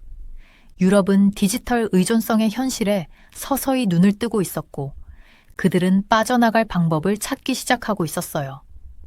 질문은 유럽 국가들이 이 의존성에서 벗어나려고 할 것인지가 아니라 언제 그리고 어떻게 그것을 할 것인지였습니다. 그리고 곧 한국에서 발견하게 될 것처럼 한 나라는 이미 가능한 답을 찾았었어요. 미국 무기에 의존하지 않으려는 국가들에 대한 답을 찾기 위한 저의 여정은 한국으로 이어졌어요. 많은 국가들이 미국이 그들의 전투기와 방어 시스템에 얼마나 많은 통제권을 가지고 있는지 깨닫기 시작했을 때 한국은 이미 해결책을 마련하고 있었습니다. 저는 처음 KF-21 보라매라는 그들의 특별한 전투기에 대해 들었었어요. 한국어로 보라매는 매를 의미합니다. 이것은 단지 종이 위의 계획이 아니었어요. 그들은 이미 만들어서 하늘에서 테스트했었습니다. 제가 사천에 있는 한국항공우주산업 공장에 도착했을 때 저는 놀랐어요. 시설은 크고 엔지니어들과 작업자들이 빠르게 움직이며 바쁘게 일하고 있었습니다. 전투기를 만드는 건물은 천장이 높고 밝은 조명이 있었어요. 금속과 기름 냄새가 공기를 채우고 있었죠. 한국 방위산업의 미래를 만드는 곳에 오신 것을 환영합니다. 저를 안내해 주신 김 부장님이 말씀하셨어요. 우리가 부분적으로 만들어진 전투기들 옆을 지나갈 때 그의 목소리에는 자부심이 담겨 있었습니다. 저는 바로 중요한 것을 알아챘어요. 이 전투기에는 미국의 비밀 블랙박스가 없었습니다. 이것들은 미국이 다른 나라에 판매하는 무기에 넣는 부품으로 멀리서도 제어할 수 있는 장치예요. 한국은 거의 모든 것을 스스로 만들었었어요. 한국은 곧 KF-21을 통해 F-35가 하는 대부분의 임무를 수행할 계획입니다. 김 부장님이 한국 국기가 그려진 반짝이는 회색 제트기를 바라보며 설명했어요. 이 제트기는 모든 면에서 미국의 F-35만큼 첨단은 아니었지만 많은 중요한 임무를 수행할 수 있었습니다. 가장 인상적이었던 것은 그들이 얼마나 실용적이었는가였어요. 처음부터 완벽한 전투기를 만들려고 하기보다는 가장 필요한 것에 집중했습니다. 스텔스 능력과 우수한 공대공 전투 능력을 확보하면 선제 타격과 하늘을 통제할 수 있습니다. 김 부장님이 말씀하셨어요. 저는 전투기의 눈과 같은 레이더 시스템에 대해 물어봤어요. 김 부장님은 미소 지으며 저를 다른 방으로 안내했습니다. 거기서 엔지니어들이 평평하고 벌집 모양의 장치를 테스트하고 있었어요. 이것이 우리의 AEE 레이더입니다. 우리가 직접 설계하고 만들었어요. 그가 자랑스럽게 말했습니다. 우리의 위치를 노출시키지 않고도 멀리 있는 적기를 볼 수 있어요. 견학을 계속하면서 저는 이 전투기를 만드는 것이 쉽지 않았다는 것을 알게 되었어요. 그들은 인도네시아와 협력했지만 작은 문제가 있었습니다. 프로젝트가 실패하도록 내버려두는 대신 한국은 이를 계속 진행하기 위해 1200억 원, 약 1억 달러를 추가로 투자했었어요. 왜 자체 전투기를 갖는 것이 그렇게 중요한가요? 제가 김 부장님에게 비행 시뮬레이터에서 전투 동작을 연습하는 테스트 파일럿들을 지켜보며 물었어요. 그는 대답하기 전에 잠시 생각했습니다. 누군가가 리모컨으로 제어하는 자전거가 있다고 상상해 보세요. 그들은 언제든지 당신이 타는 것을 멈출 수 있어요. 그 자전거를 타면서 안전하다고 느끼시겠어요? 그것이 다른 사람의 무기에 의존하는 느낌입니다. 저는 그의 요정을 이해했어요. 한국은 자주 위협하는 북한 옆에 살고 있습니다. 그들은 미국과 같은 친구 국가일지라도 다른 나라에 의해 방어 시스템이 차단될 위험을 감수할 수 없었습니다. 그날 나중에 저는 그들의 방위 전략에 대해 더 설명해 준 한국 군 장교들을 만났어요. 한 대령은 다른 국가들 주위에 원이 그려진 동아시아 지도를 보여주었습니다. 이 지역의 모든 국가가 우리가 KF-21로 무엇을 하고 있는지 지켜보고 있습니다. 그가 말했어요. 말레이시아 공군 참모총장이 지난달에 우리를 방문했었어요. 사우디아라비아도 이제 관심이 있습니다. 제가 왜 다른 나라들이 갑자기 한국의 전투기에 관심을 갖게 되었는지 물었을 때 다른 장교가 대답했습니다. 그들이 당신이 보고 있는 것을 보고 있기 때문이에요. 통제권을 포기하지 않고도 자신을 보호할 수 있는 방법이요. 그날 저녁 밝은 불빛과 높은 빌딩이 있는 서울을 걸으면서 저는 배웠던 것에 대해 생각했어요. 한국은 중간 경로를 찾았었습니다. 미국에서 배운 기술을 출발점으로 삼아 다른 사람이 끌 수 없는 자체 시스템을 구축했어요. 한국을 떠나기 전 다음 날 아침, 저는 박 박사라는 한국 분석가와 아침 식사를 했어요. 그녀는 20년 동안 방위 기술을 연구해 왔었습니다. 현대 전쟁에서는 겉에 누구의 국기가 그려져 있든 상관없이 소프트웨어를 제어하는 사람이 하드웨어를 제어합니다. 그녀가 커피를 저으며 말했어요. 한국은 대부분의 국가보다 일찍 이 진실을 이해했습니다. 저는 한국의 접근 방식이 유명한 요리사에게 요리를 배우고 기본을 마스터한 후에 자신만의 레시피를 만드는 것과 같다는 것을 깨달았어요. 그들은 미국의 도움을 완전히 거부하지 않았어요. 그것을 독립을 위한 디딤돌로 사용했었습니다. 제 비행기가 서울에서 이륙할 때 저는 아래에서 작아지는 국가를 내려다봤어요. 한국은 저에게 중요한 것을 가르쳐 주었습니다. 오늘날의 세계에서 진정한 자유는 자신의 기술을 제어하는 것을 의미해요. 그들의 전투기는 단지 금속과 전선으로 만든 기계가 아니었어요. 그것은 독립선언이었습니다. 다른 나라들은 그들의 비싼 미국 전투기에 비밀 킬 스위치가 있을 수 있다는 사실을 이제야 깨닫기 시작했어요. 하지만 한국은 이미 자신들의 운명을 스스로 제어하는 미래를 구축하고 있었습니다. KF-21을 만드는 그들의 도전은 국가들이 무기 구매를 생각하는 방식을 영원히 바꿀 수도 있습니다. 저는 사무실에 앉아 최근 여행에서 가져온 보고서와 사진들에 둘러싸여 있어요. 지난 18개월 동안 연구하면서 세계 곳곳을 다녔었습니다. 20개 이상의 국가에서 군 지도자들, 엔지니어들, 그리고 정부 관료들과 대화했었어요. 이제 이 모든 것을 정리할 시간이에요. 점점 더 많은 국가들이 전투기와 다른 군사 장비에 숨겨진 킬 스위치에 대해 걱정하고 있었어요. 이것은 제가 어렸을 때 형이 자기 장난감을 가지고 놀게 해주던 때가 생각나게 했었습니다. 하지만 형의 규칙을 따를 때만 가능했고 제가 규칙을 어기면 바로 장난감을 빼앗았었죠. 많은 국가들이 그들의 비싼 군사 장비와 함께 같은 상황에 처해 있다는 것을 깨닫기 시작했어요. 어제 말레이시아 공군 기지에서 일하는 오랜 친구로부터 흥미로운 전화를 받았었습니다. 그는 말레이시아 공군 참모총장이 최근에 한국에 있는 KF-21 전투기 공장을 방문했다고 말했었어요. 저는 놀라지 않았습니다. 말레이시아는 수년 동안 미국산 FA-27 제트기를 사용해왔지만 그들은 한국과에 너무 의존하는 것에 대해 걱정하고 있었어요. 그가 전투기의 컴퓨터 시스템을 보았을 때 얼굴 표정을 봤어야 했어요. 제 친구가 말했어요. 그들이 미국의 블랙박스 없이 모든 것을 직접 만들었다는 사실을 믿을 수 없었대요. 이런 일이 점점 더 많이 일어나고 있었습니다.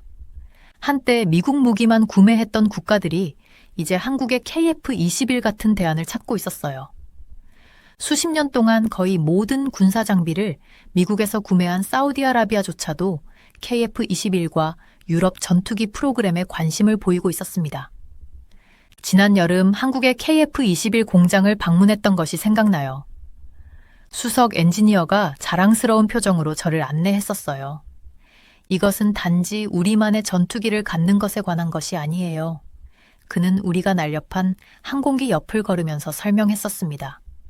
우리 자신의 운명을 통제하는 것에 관한 거예요. 그것이 바로 핵심이었죠. 통제요. 오늘날 세계에서는 소프트웨어를 통제하는 국가가 하드웨어를 통제합니다. 누군가 원할 때마다 전투기를 끌 수 있다면 전투기 옆면에 누구의 국기가 그려져 있는지는 중요하지 않았어요. 제 책상 위에 있는 사진을 보면서 이것에 대해 생각합니다. 사진에는 정비 패널이 열린 F-35 전투기가 있었어요. 내부에는 구매 국가가 열거나 검사할 수 없도록 밀봉된 부품들이 있었습니다. 이 블랙박스들은 제트기의 가장 중요한 비밀을 담고 있었고 아마도 제가 연구하고 있는 킬스위치도 있었을 거예요. 트럼프나 다른 미국 대통령이 이러한 킬스위치를 협상 도구로 사용하기로 결정한다면 어떻게 될까요? 그들이 국가들에게 유엔에서 우리 방식대로 투표하세요. 그렇지 않으면 당신들의 전투기를 비활성화할 거예요. 라고 말한다고 상상해 보세요. 영화에서나 나올 법한 이야기처럼 들리지만 제 연구는 그것이 완전히 가능하다는 것을 보여주고 있었습니다. 그 영향은 몇몇 국가들을 화나게 하는 것을 훨씬 넘어설 거예요. 국가들이 군사 장비를 구매하는 방식을 완전히 바꿀 수 있었습니다. 국가들이 미국 무기를 아예 거부하기 시작할 수도 있었어요. 한국이 KF-21 프로젝트에서 인도네시아와 했던 것처럼 그들은 자체 기술을 개발하기 위해 새로운 파트너십을 형성할 수도 있었습니다. 지난달에 만났던 스웨덴 국방부 관리는 이렇게 솔직하게 말했었어요. 버튼 하나로 비싼 정원 장식품으로 바뀔 수 있는 전투기에 수십억을 쓰고 싶은 나라는 없어요. 이것이 한국의 접근 방식이 매우 흥미로운 이유였어요. 그들은 처음부터 모든 것을 구축하려고 하지 않았습니다. 대신 미국 회사들과 함께 일하면서 배운 기술을 기반으로 삼았어요. 그런 다음 모든 중요한 부분을 통제할 수 있도록 자체 시스템을 그 위에 구축했었죠. 강한 기술력을 가진 다른 국가들도 이 모델을 따를 수 있었어요. 일본, 터키, 그리고 몇몇 유럽 국가들은 자체 전투기를 개발할 지식을 가지고 있었습니다. 그들은 지금까지 더 쉽고 저렴했기 때문에 미국 제품을 구매해 왔었어요. 하지만 킬스위치에 대한 우려가 너무 커진다면 추가 비용이 가치가 있다고 판단할 수도 있었죠. 작년 도쿄 방문 중에 자체 전투기의 초기 설계를 보여준 일본 국방연구원들을 만났었습니다. 우리는 KF-21 프로그램을 매우 주의 깊게 지켜보고 있어요. 한 엔지니어가 저에게 말했었어요. 그들이 성공한다면 우리도 할 수 있다는 것을 증명하는 거죠. 미래에는 두 가지 방향으로 갈 수 있었습니다. 여러 국가들이 자체 군사 기술을 개발하면서 더 많은 혁신이 생기는 좋은 방향일 수도 있었어요. 또는 동맹국들의 장비가 더 이상 호환되지 않기 때문에 함께 일하기 어려워지는 나쁜 방향일 수도 있었습니다. 저는 두 번째 가능성에 대해 걱정하고 있었어요. 나토는 모든 회원국들이 함께 작동하는 무기와 통신 시스템을 사용하기 때문에 부분적으로 강력했었습니다. 각 국가가 자기 길을 간다면 서로를 방어하는 것이 훨씬 더 어려워질 수 있었죠. 지난주에 이 우려를 공유하는 나토 지휘관을 인터뷰했었어요. 누가 장비를 만들든 공통 표준이 필요해요. 그녀가 말했었습니다. 그렇지 않으면 우리는 하나의 연합군이 아니라 그냥 별개의 군대 모음일 뿐이에요. 큰 질문은 미국이 너무 늦기 전에 이 위험을 인식할 것인지였어요. 그들이 판매하는 무기에 대한 완전한 통제권을 계속 주장한다면 더 많은 국가들이 대안을 찾을 것이었습니다. 하지만 그들이 통제력을 완화하고 진정한 파트너십을 허용한다면 그들은 리더십 위치를 유지할 수 있었어요. 출판을 위해 연구를 정리하면서 한 가지가 명확해졌습니다. 디지털 주권은 물리적 국경만큼 중요해졌어요. 과거에는 육지와 해상 국경을 지키는 강한 군대가 있으면 국가가 안전했었죠. 오늘날 국가는 또한 군사 장비를 운영하는 디지털 시스템을 통제해야 했습니다. 제가 만났던 한국 관료는 완벽하게 표현했었어요. 다른 사람이 끌 수 있는 전투기는 진정으로 당신의 전투기가 아니에요. 벽에 있는 세계 지도를 보니 미국 무기 시스템을 사용하는 모든 국가들을 표시한 핀이 있었어요. 미국의 동맹국들은 거의 모두 이러한 시스템에 완전히 의존하고 있었습니다. 대부분은 그들의 비싼 군사 장비가 잠재적으로 원격으로 비활성화될 수 있다는 것을 완전히 깨닫지 못했었어요. 하지만 인식은 높아지고 있었죠. 지난달 브뤼셀에서 열린 컨퍼런스에서 얼마나 많은 국가들이 자국 방위 기술에 관한 패널 토론에 대표를 보냈는지 주목했었습니다. 5년 전에는 같은 패널이 거의 비어 있었을 거예요. 패널 후에 만난 프랑스 국방부 장관은 저에게 이렇게 말했어요. 우리는 수십 년 동안 서류상으로는 강력해 보이는 군대를 구축했어요. 이제 그것이 유사에 지어진 것일 수도 있다는 것을 깨닫고 있죠. 국가들은 어려운 선택에 직면해 있었습니다. 자체 전투기와 미사일 시스템을 구축하는 것은 매우 비싸고 여러 해가 걸렸어요. 하지만 다른 국가의 기술에 의존하게 되면 자국의 방위가 완전히 자신의 통제해 있지 않다는 것을 받아들이는 것을 의미했었죠. 일부 국가들은 중간 경로를 택하고 있었어요. 스웨덴과 브라질은 전투기 프로젝트에서 함께 일했었습니다. 유럽 국가들은 GKAP 전투기 프로그램에 자원을 모으고 있었어요. 그들은 최종 제품에 대한 통제권을 유지하면서 엄청난 비용을 분담하려고 노력하고 있었습니다. 저는 30년 동안 국제 방위 시스템을 연구해 왔지만 최근 몇 년 동안만 이 수준의 디지털 통제에 대한 우려를 봤었어요. 이것은 국가들이 군사 장비에 대해 생각하는 방식을 바꾸고 있었습니다. 예전에는 얼마나 강력한가요? 라는 질문이었지만 이제는 누가 정말로 통제하나요? 라고도 묻고 있었어요. 연구를 마무리하면서 저는 계속해서 한국의 예로 돌아왔습니다. 그들은 단지 전투기를 만든 것이 아니었어요. 다른 국가들이 따를 수 있는 기술적 독립의 모델을 만들었었죠. 그들은 미국의 동맹국이 중요한 관계를 깨지 않고도 자체 첨단 군사 기술을 개발할 수 있다는 것을 보여주었습니다. 다른 국가들도 그들의 선례를 따를까요? 초기 징후는 그렇다고 시사하고 있었어요. 미국 관료가 지원을 보류하겠다고 위협하거나 군사 원조를 지렛대로 사용한다고 언급할 때마다 더 많은 국방부가 대안을 찾기 시작했었습니다. 숨겨진 킬 스위치 기능, 직접적인 디지털 스위치이든 예비 부품과 업데이트를 통한 통제이든 우리가 국가 방위에 대해 생각해야 하는 방식을 바꿨어요. 원격으로 비활성화될 수 있는 무기는 정말로 강점이 아니었습니다. 그것은 사실 강점으로 위장한 약점이었죠. 진정한 독립을 원하는 모든 국가에게 교훈은 분명했어요. 자신의 기술을 통제하는 것은 이제 좋은 것이 아니라 절대적으로 필요한 것이었습니다. 이 장을 마무리하면서 이메일 알림을 받았어요. 유럽에서 만났던 국방부 관료로부터 온 것으로 그의 국가가 자국 드론 기술을 개발하는 프로그램을 시작한다는 소식을 공유했습니다.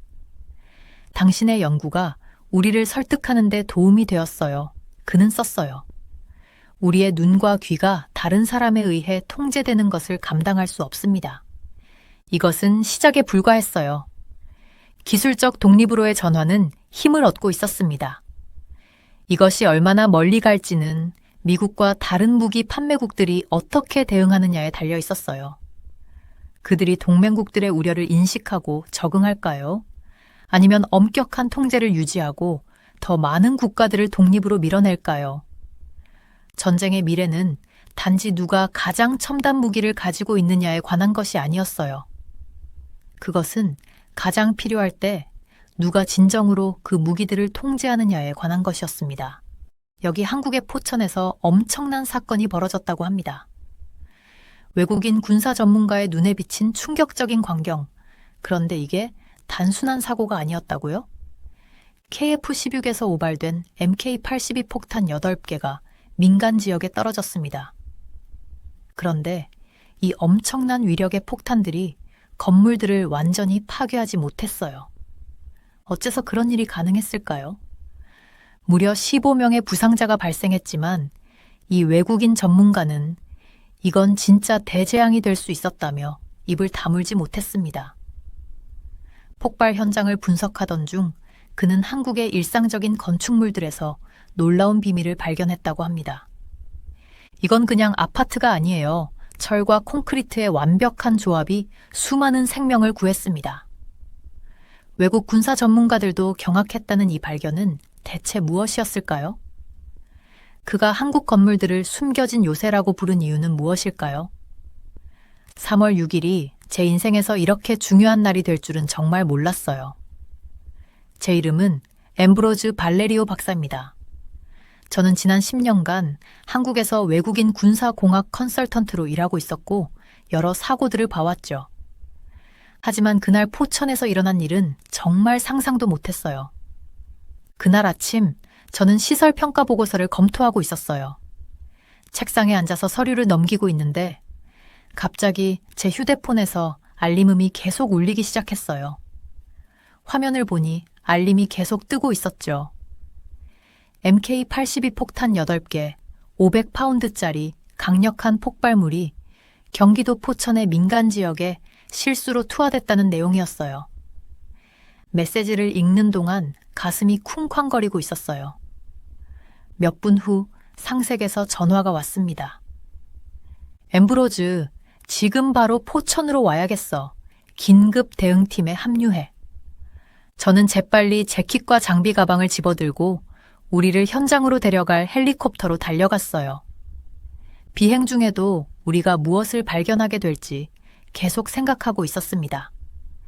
이건 훈련용이 아닌 실제 폭탄이었거든요. MK-82 하나만으로도 건물 하나를 완전히 파괴할 수 있는 위력이었죠. 현장에 도착했을 때 연기가 여러 곳에서 아직도 피어오르고 있었어요. 한때 평화로웠던 동네는 아수라장이 되어 있었죠. 현지 경찰은 이미 주변을 통제하고 있었고 응급 요원들은 부상자들을 돕고 있었어요. 구급차가 최소 3대는 보였습니다. 현장은 혼란과 믿기지 않는 광경이 뒤섞여 있었어요. 사람들이 거리에 서서 손상된 집을 바라보고 있었죠. 어떤 이들은 울고 있었고 또 다른 이들은 너무 충격을 받아 반응조차 할 수 없는 것처럼 보였어요. 지금까지 15명이 다쳤어요. 우리를 맞이한 현지 응급 상황 코디네이터가 보고했어요. 심각한 부상자 2명은 이미 병원으로 보냈고 경상자는 13명이에요. 저는 고개를 끄덕이며 지역을 둘러보면서 메모를 하고 있었습니다. 놀라웠던 점은 피해가 생각보다 제한적으로 보였다는 거예요. 물론 파괴된 곳은 많았어요. 5개의 주거 건물이 크게 손상됐고 창고 하나, 작은 예배당, 온실, 그리고 이제는 뒤틀린 철판 덩어리가 된 화물 트럭도 있었죠.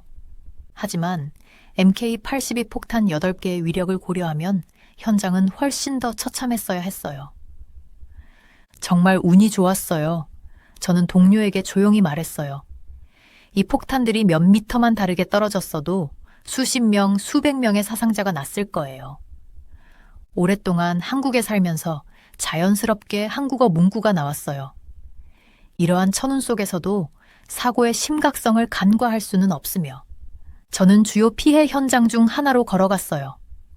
폭탄이 주차장 가장자리를 강타한 곳에는 약 3m 넓이의 분화구가 생겨 있었습니다. 콘크리트는 산산조각 났지만 근처 건물은 여전히 서 있었어요. 창문은 다 날아갔고 벽 일부는 무너졌지만 구조물 자체는 여전히 똑바로 서 있었던 거죠. 한 현지 경찰관이 다가왔어요.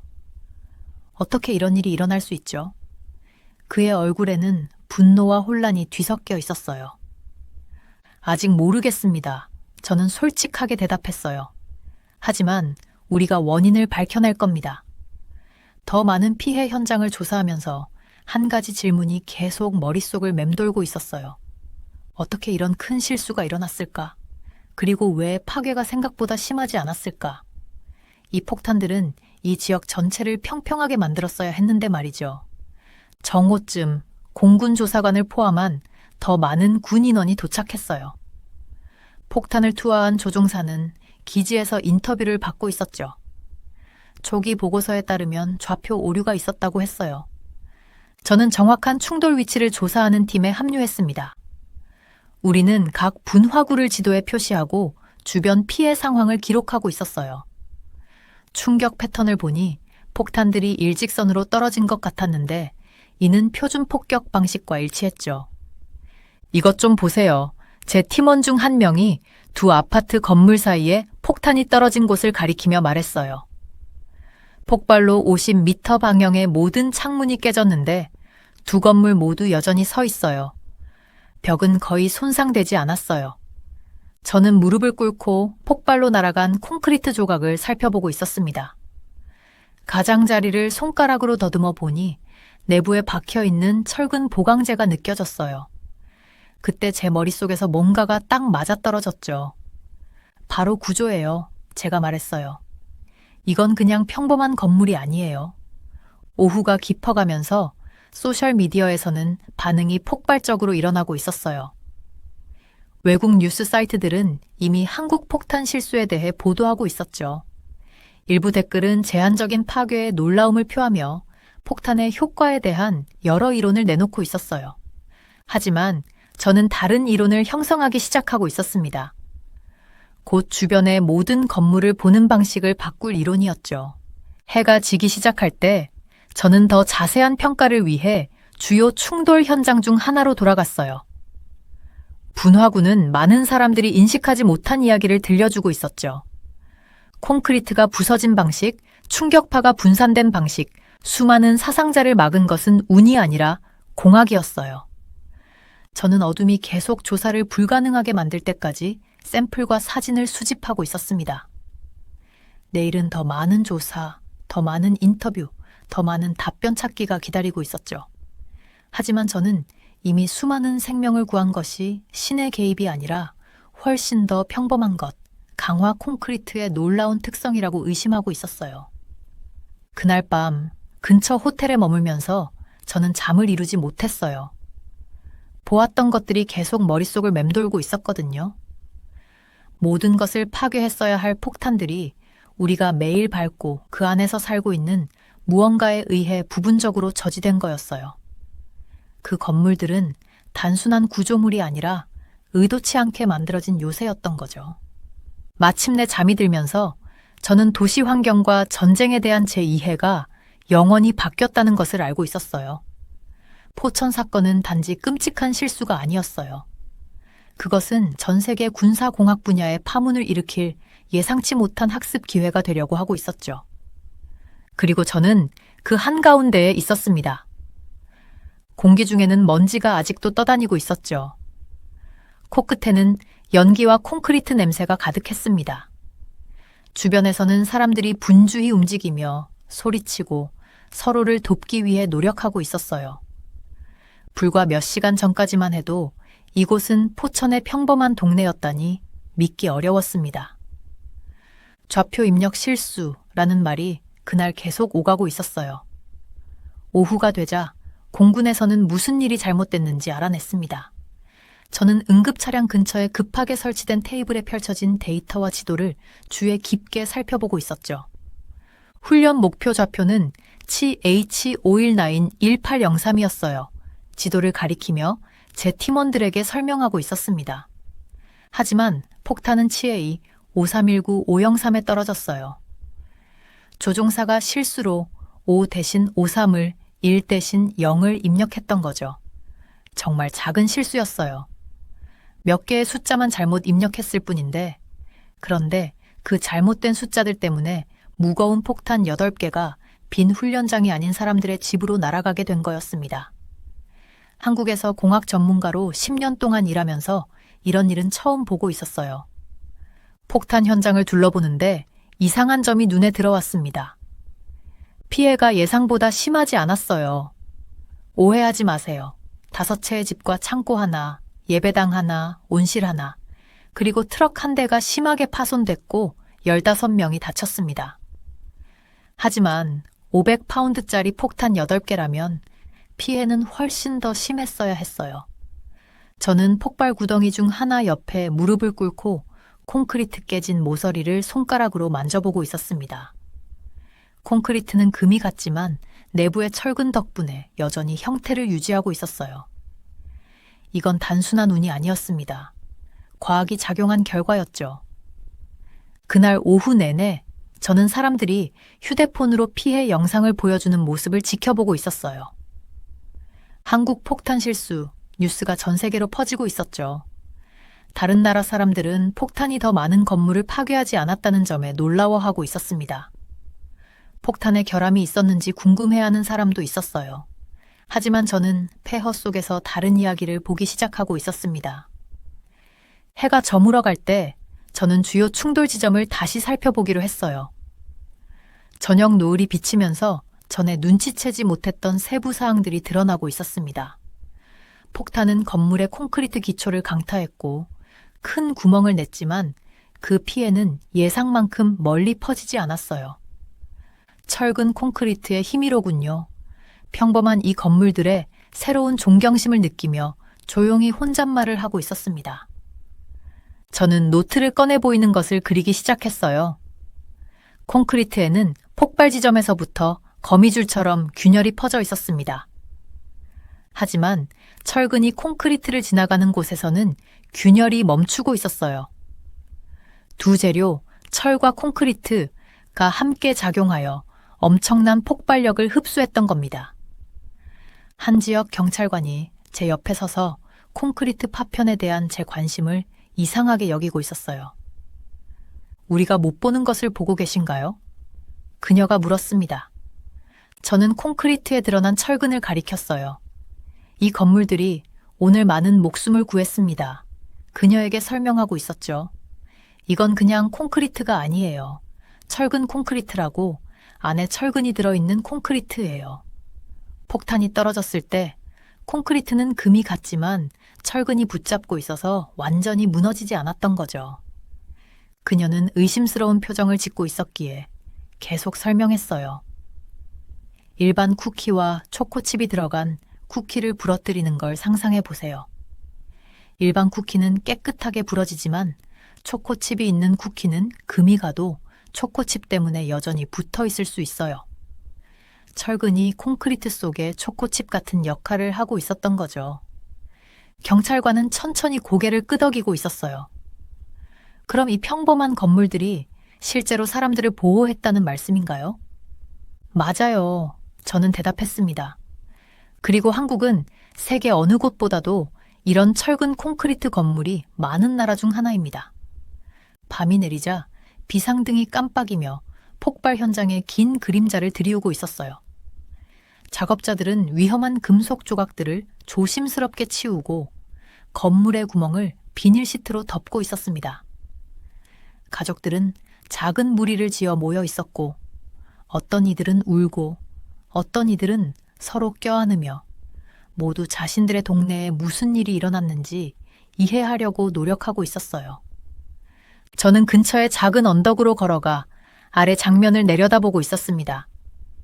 여기서 보니 폭탄들이 동네를 가로질러 일렬로 떨어진 모습이 보였어요. 또 다른 것도 볼 수 있었습니다. 아파트 건물들이 마치 군인들처럼 줄지어 서 있는 모습이었죠. 심지어 손상된 건물들도 여전히 우뚝 서 있었습니다. 그 순간 저는 내가 보고 있는 것이 단지 8개의 폭탄과 손상된 몇 개의 건물이 아니라는 것을 깨닫고 있었어요. 훨씬 더 큰 무언가의 증거를 보고 있었던 거죠. 한국의 평범한 주택들이 실제로는 믿을 수 없을 만큼 강하다는 사실을. 휴대폰에 메시지가 울렸습니다. 내일 아침을 위해 사건에 대한 보고서를 준비해야 했어요. 이 실수가 어떻게 발생했고 앞으로 어떻게 방지할 수 있을지에 대한 많은 질문이 있을 거였죠. 하지만 이제 저는 또 다른 중요한 이야기를 전할 수 있게 되었습니다. 한국의 건물들이 어떻게 비밀스럽게 폭탄을 견딜 만큼 강하게 지어졌는지에 대한 이야기를요.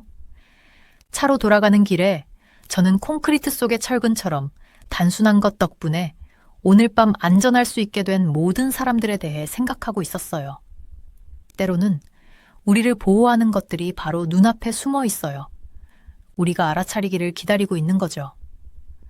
다음 날 아침, 저는 일찍 일어났어요. 해가 막 뜨기 시작할 때 폭탄이 떨어진 곳으로 다시 돌아갔습니다. 가장 큰 구멍 앞에 무릎을 꿇고 그 가장자리를 자세히 살펴보고 있었어요. 제가 보고 있던 것이 믿기지 않았습니다.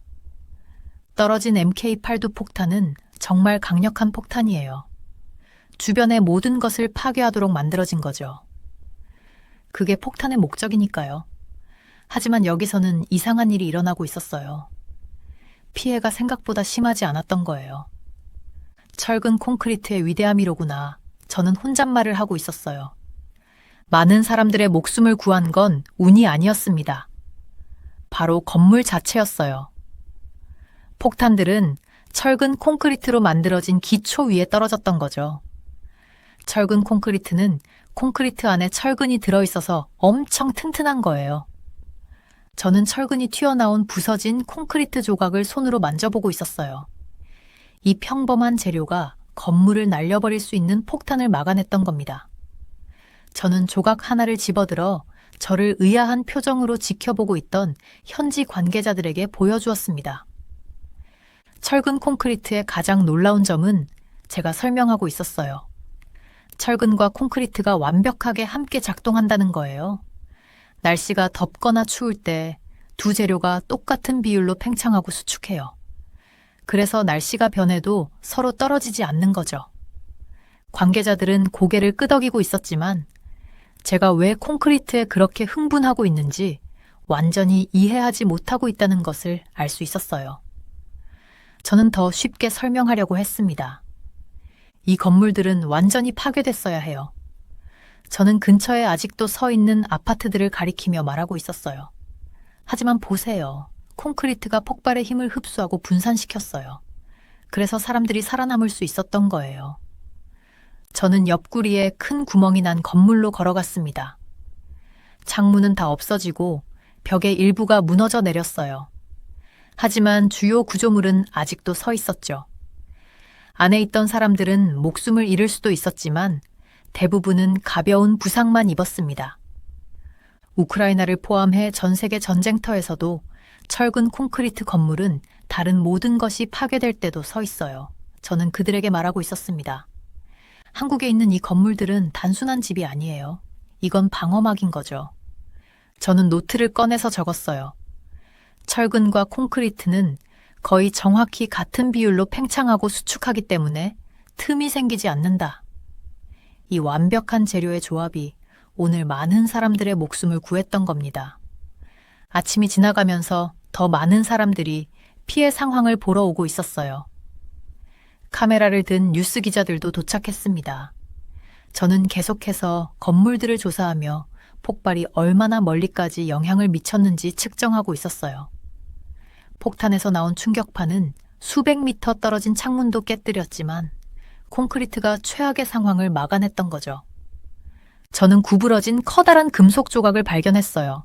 폭탄의 일부였죠. 그것이 부딪힌 콘크리트 기초는 거의 흠집만 났을 뿐이었습니다. 저는 그걸 방금 도착한 한국군 장교에게 보여주었어요. 이건 우리가 행운의 사고라고 부르는 거예요. 저는 그에게 말하고 있었습니다. 이 폭탄들은 목표물을 파괴하도록 설계됐지만 인간이 만든 가장 강력한 건축 자재 위에 떨어진 거죠. 장교는 생각에 잠겨 있었어요. 그럼 우리 건물들이 생각보다 더 튼튼하다는 말씀이신가요? 훨씬 더 튼튼해요. 저는 대답했습니다. 여러분의 평범한 아파트 건물들이 거의 벙커처럼 튼튼한 거예요. 저는 몇 년 전 베이루트에서 있었던 큰 폭발 같은 전 세계의 다른 폭발 사진들을 연구했던 것이 생각났어요. 패턴은 항상 같았습니다. 다른 재료들은 날아가 버렸지만 철근 콘크리트는 굳건히 서 있었어요. 정오쯤 서울에서 엔지니어들이 도착했습니다. 그들은 남아있는 구조물의 강도를 테스트할 특수 장비를 가져왔어요. 저는 그들과 함께 일하며 제가 발견한 것들을 보여주고 있었습니다. 오늘 콘크리트가 목숨을 구했어요. 저는 그들에게 말했습니다. 하지만 오늘만의 일이 아니에요. 한국 도시들이 지어진 방식이 아무도 모르는 사이에 매일 목숨을 구하고 있을지도 모르죠. 민지라는 이름의 여성 엔지니어 한 명이 동의하며 고개를 끄덕이고 있었어요. 우리는 지진과 태풍 때문에 이렇게 짓고 있어요. 그녀가 말했습니다. 하지만 폭탄으로부터 우리를 보호할 거라고는 생각해 본 적이 없었네요. 저는 그날 남은 시간 동안 샘플과 사진을 찍고 있었어요. 모든 증거는 같은 것을 보여주고 있었습니다. 철근 콘크리트는 누구나 예상했던 것보다 훨씬 더 잘 견뎌냈어요. 끔찍한 비극이 될 수 있었던 상황을 훨씬 덜 심각한 것으로 만들어 놓은 거였죠. 해가 지기 시작할 때 저는 뒤로 물러서서 피해 지역을 바라보고 있었어요. 작업자들은 이미 수리를 시작하고 있었고 안전 점검을 마친 건물로 사람들이 돌아가도 좋다는 허락이 떨어지고 있었습니다. 콘크리트의 기적, 저는 혼잣말을 했어요. 저는 제 경력 동안 봐왔던 모든 도시들을 생각하고 있었습니다. 전쟁, 지진, 그리고 다른 재난으로 파괴된 곳들이요. 살아남은 건물들은 거의 항상 철근 콘크리트로 만들어져 있었어요. 그리고 여기 한국에서는 거의 모든 사람들이 이 재료로 만들어진 건물에 살고 있었습니다. 그때 저는 깨달았어요. 이 나라 전체가 믿을 수 없는 힘을 견딜 수 있는 구조물 속에 살고 있다는 것을요. 대피소로 설계되었기 때문이 아니라 그들이 사용하는 실용적인 일상 건축 자재가 우연히도 놀랍도록 강했기 때문이었죠. 그날의 조사를 마치고 장비를 정리하면서 저는 중요한 것을 발견했다는 것을 알고 있었어요. 군사 전문가들이 현대 도시에 대해 생각하는 방식을 바꿀 만한 무언가를요. 이건 단지 잘못된 장소에 떨어진 8개의 폭탄에 관한 것이 아니었어요.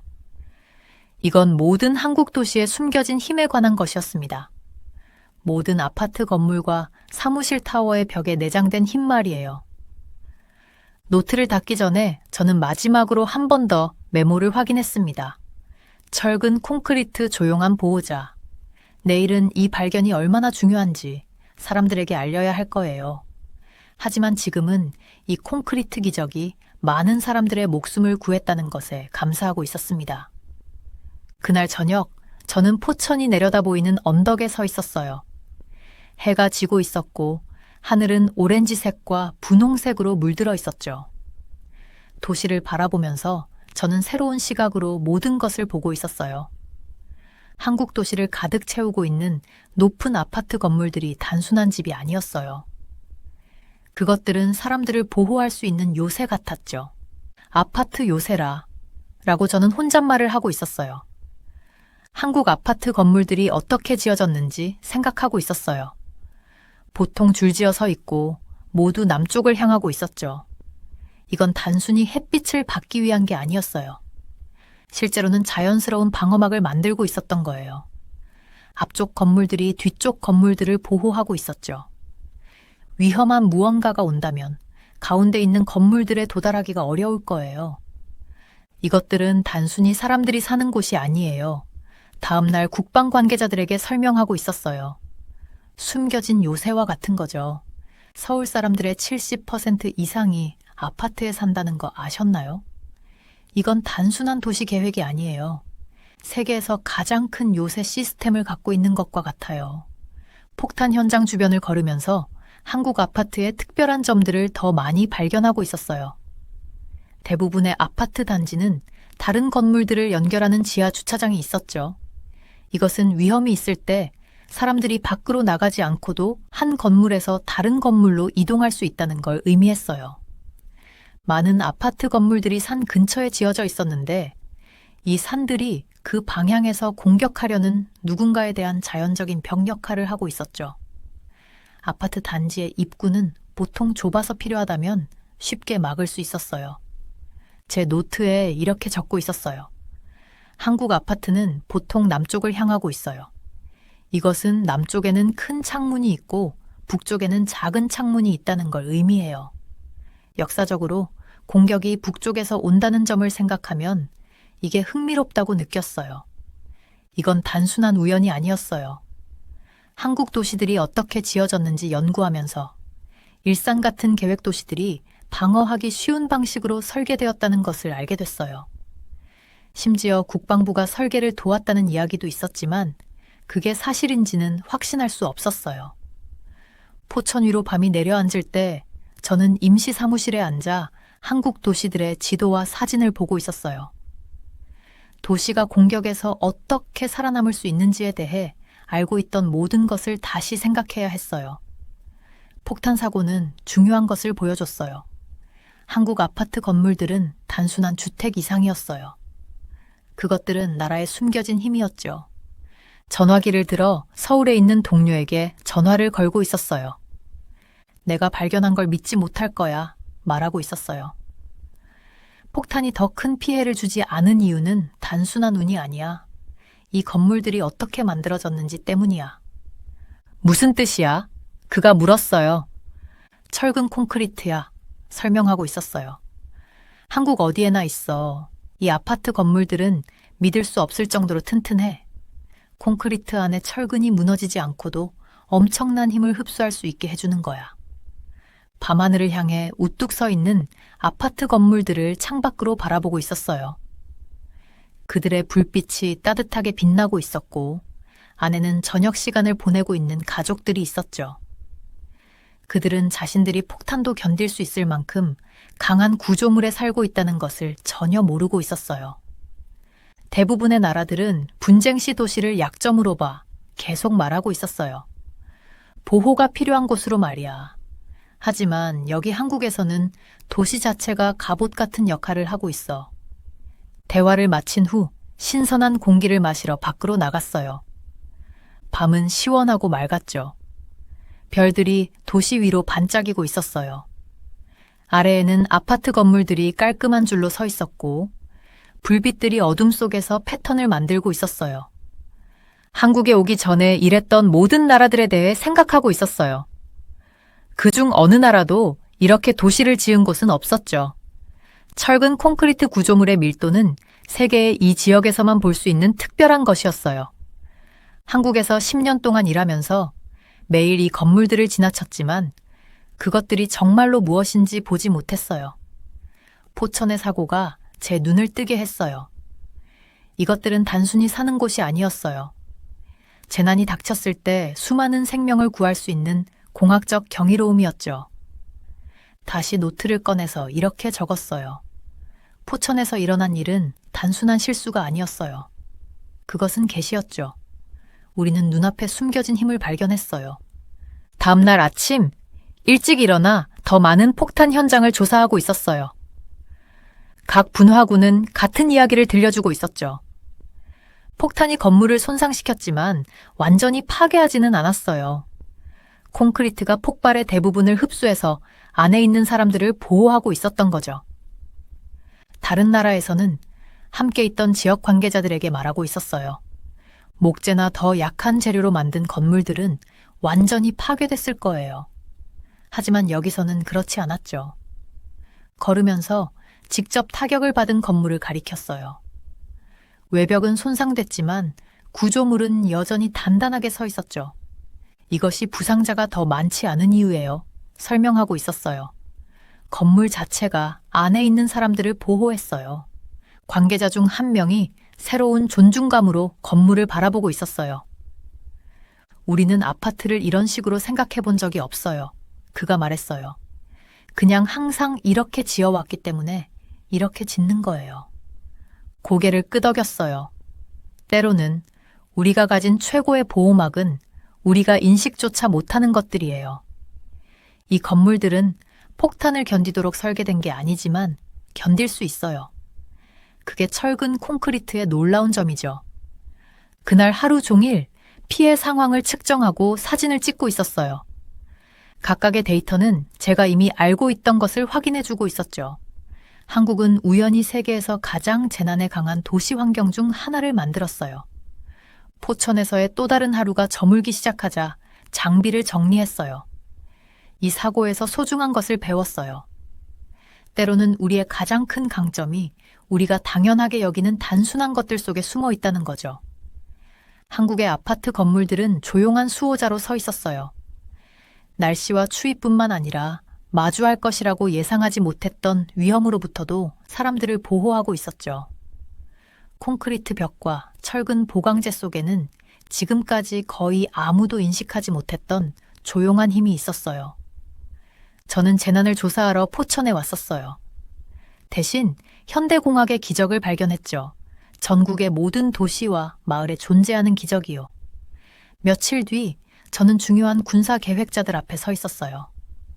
제가 발견한 것을 공유하려고 준비하면서 손바닥에는 땀이 살짝 배어 있었습니다. 방 안은 에어컨 돌아가는 부드러운 소리만 들리고 있었죠. 모두의 시선이 저에게 쏠려 있었고 제가 포천 폭탄 투하 사고에서 무엇을 발견했는지 기다리고 있었습니다. 이번 사고에서 배운 것은 단순히 군사적 실수를 고치는 것 이상입니다. 제가 말을 시작하고 있었어요. 프레젠테이션의 첫 번째 이미지를 보여주면서 말이죠. 이 사건은 사람들이 살고 있는 건물에 대한 놀라운 사실도 알려주고 있었습니다. 폭격 현장 사진과 제2차 세계대전 때 히로시마 원자폭탄 투하 후의 옛 사진들을 나란히 보여주고 있었죠. 이것 좀 보세요. 히로시마 이미지를 가리키며 말하고 있었습니다. 폭탄이 터진 곳에서 아주 가까웠던 콘크리트 건물들도 완전히 무너지지 않았어요. 분명 손상됐지만 기본 구조는 여전히 서 있었습니다. 이제 현대 한국 도시를 생각해 보세요. 거의 모든 것이 철근 콘크리트로 만들어져 있잖아요. 이런 건물들은 히로시마에 흔했던 목조 주택보다 사람들을 훨씬 더 잘 보호해 줄 거예요. 그들 얼굴에서 놀라움이 보이고 있었어요. 대부분의 사람들은 전쟁 중에 도시가 위험한 곳이라고 생각하는데 제 연구는 뭔가 다른 것을 보여주고 있었거든요. 제 계산에 따르면 인구 밀집 도시 지역에 사는 것은 개방된 곳에 있는 것보다 폭발로 인한 열과 빛에 다치는 사람 수를 90% 이상 줄일 수 있어요. 건물들이 위험한 에너지의 대부분을 차단하고 흡수하거든요. 저는 이제 더 자신감을 느끼며 방을 가로질러 걸어가고 있었어요. 다음 슬라이드는 서울의 거대한 아파트, 단지들의 항공사진을 보여주고 있었습니다. 이것이 공격에 대해 걱정하지 말아야 한다는 뜻은 아니지만 우리 도시에 대한 중요한 사실을 알려주고 있어요. 도시들은 우리가 생각했던 것보다 자연적으로 더 강하답니다. 물을 한 모금 마시기 위해 잠시 멈추고 있었어요. 이제 방은 완전히 조용해져 있었죠. 모두가 집중해서 듣고 있었습니다. 포천에 떨어진 폭탄들은 MK-80이었어요. 강력한 무기지만 철근 콘크리트 건물을 완전히 파괴하지는 못했죠. 특별한 유도 시스템이나 콘크리트를 뚫기 위해 설계된 특수 탄두 없이는 일반 폭탄은 우리의 현대 건물에 미치는 영향이 제한적입니다. 군 관계자 중 한 명이 고개를 끄덕이고 있었어요. 제가 무슨 말을 하려는지 이해하는 것 같았습니다. 한국은 음속의 10배 속도로 날아가고 거대한 폭발물을 실은 현무호 같은 첨단 무기를 개발하고 있어요. 하지만 우리의 잠재적 적들은 아직 그와 비슷한 것을 가지고 있지 않죠. 이것이 우리에게 우위를 줍니다. 마지막 슬라이드로 넘어갔는데 서울의 아파트 단지들이 초록색으로 강조된 단순화된 지도를 보여주고 있었습니다. 가장 놀라운 결론은 이거예요. 한국의 도시 자체가 방어 자산입니다. 서울 지역을 가득 채우고 있는 아파트 단지들은 단순히 사람들이 사는 곳이 아니에요. 세계에서 가장 큰 내장형 요새 시스템을 형성하고 있는 거죠. 방 안에서 조용한 웅성거림이 터져 나오고 있었어요. 이것은 도시 지역을 바라보는 새로운 방식이었고, 그것이 그들에게 오래된 생각들을 제고하게 만들고 있다는 게 느껴졌습니다.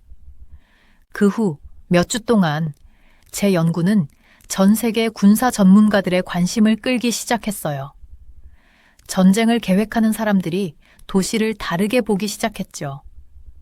단순히 민간인들이 사는 취약한 장소로 보는 대신 현대 콘크리트 건물이 얼마나 탄력적일 수 있는지 인식하기 시작하고 있었습니다.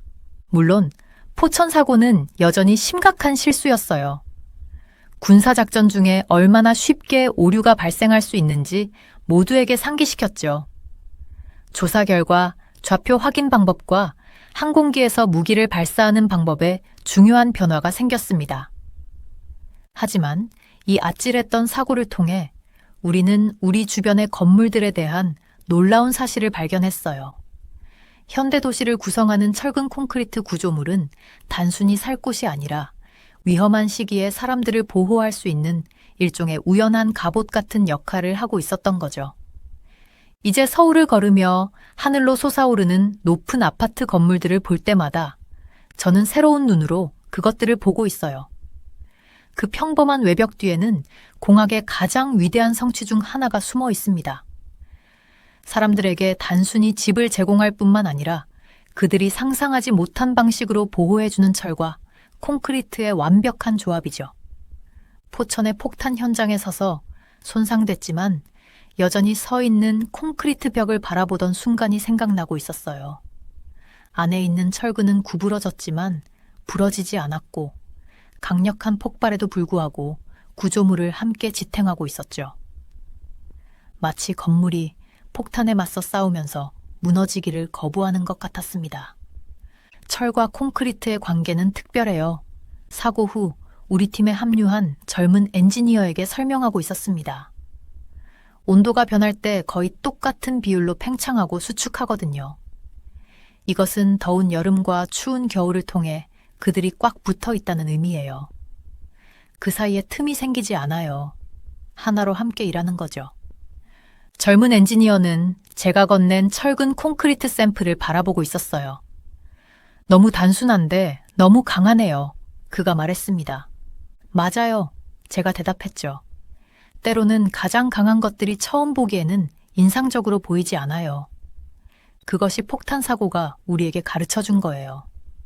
우리의 가장 큰 강점은 눈에 띄지 않는 곳에 숨어 있을 수 있다는 것, 완벽하게 함께 일하는 재료들의 조용한 천재성 속에 있다는 것이죠.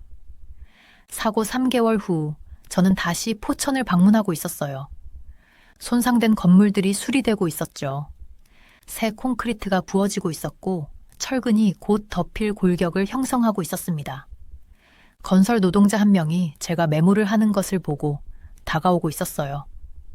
폭탄 이후에 여기 있었던 사람이죠. 그가 물었습니다. 외국인 전문가분. 제가 고개를 끄덕였죠. 이 동네 사람들은 이제 집에 대해 다르게 느끼고 있어요. 그가 말했습니다. 예전에는 지루한 콘크리트 건물에 대해 불평했었는데 이제는 얼마나 튼튼한지 얘기하고 있어요. 저는 미소 짓고 있었어요. 그렇게 느끼는 게 맞아요. 그날 저녁 서울로 돌아가는 길에 해는 끝없이 늘어선 아파트 건물들 뒤로 지고 있었습니다. 창문들이 주황빛을 반사하며 등대처럼 빛나고 있었어요. 대부분의 사람들에게 그것들은 그저 평범한 건물일 뿐이었지만 저는 이제 더 잘 알고 있었죠. 이것들은 단순한 아파트가 아니었어요. 그 안에 담긴 수백만 생명을 지키는 평화의 요새였습니다. 그 조용한 강함 속에서 저는 이상하게도 위안을 찾고 있었어요. 포천의 폭탄 실수는 무섭고 위험했지만 뜻밖의 진실을 드러냈습니다. 한국 도시의 바로 그 구조, 일상생활을 둘러싼 콘크리트와 철은 놀랍도록 회복력이 강하다는 것이죠. 제가 절대 잊지 못할 교훈입니다. 도시 스카이라인을 바라보며 저는 제가 소중히 여기게 된 한국어 문구를 속삭이고 있었어요. 아파트 그라드, 아파트 요새. 이보다 더 어울리거나 더 안심이 되는 별명은 없을 것 같았습니다.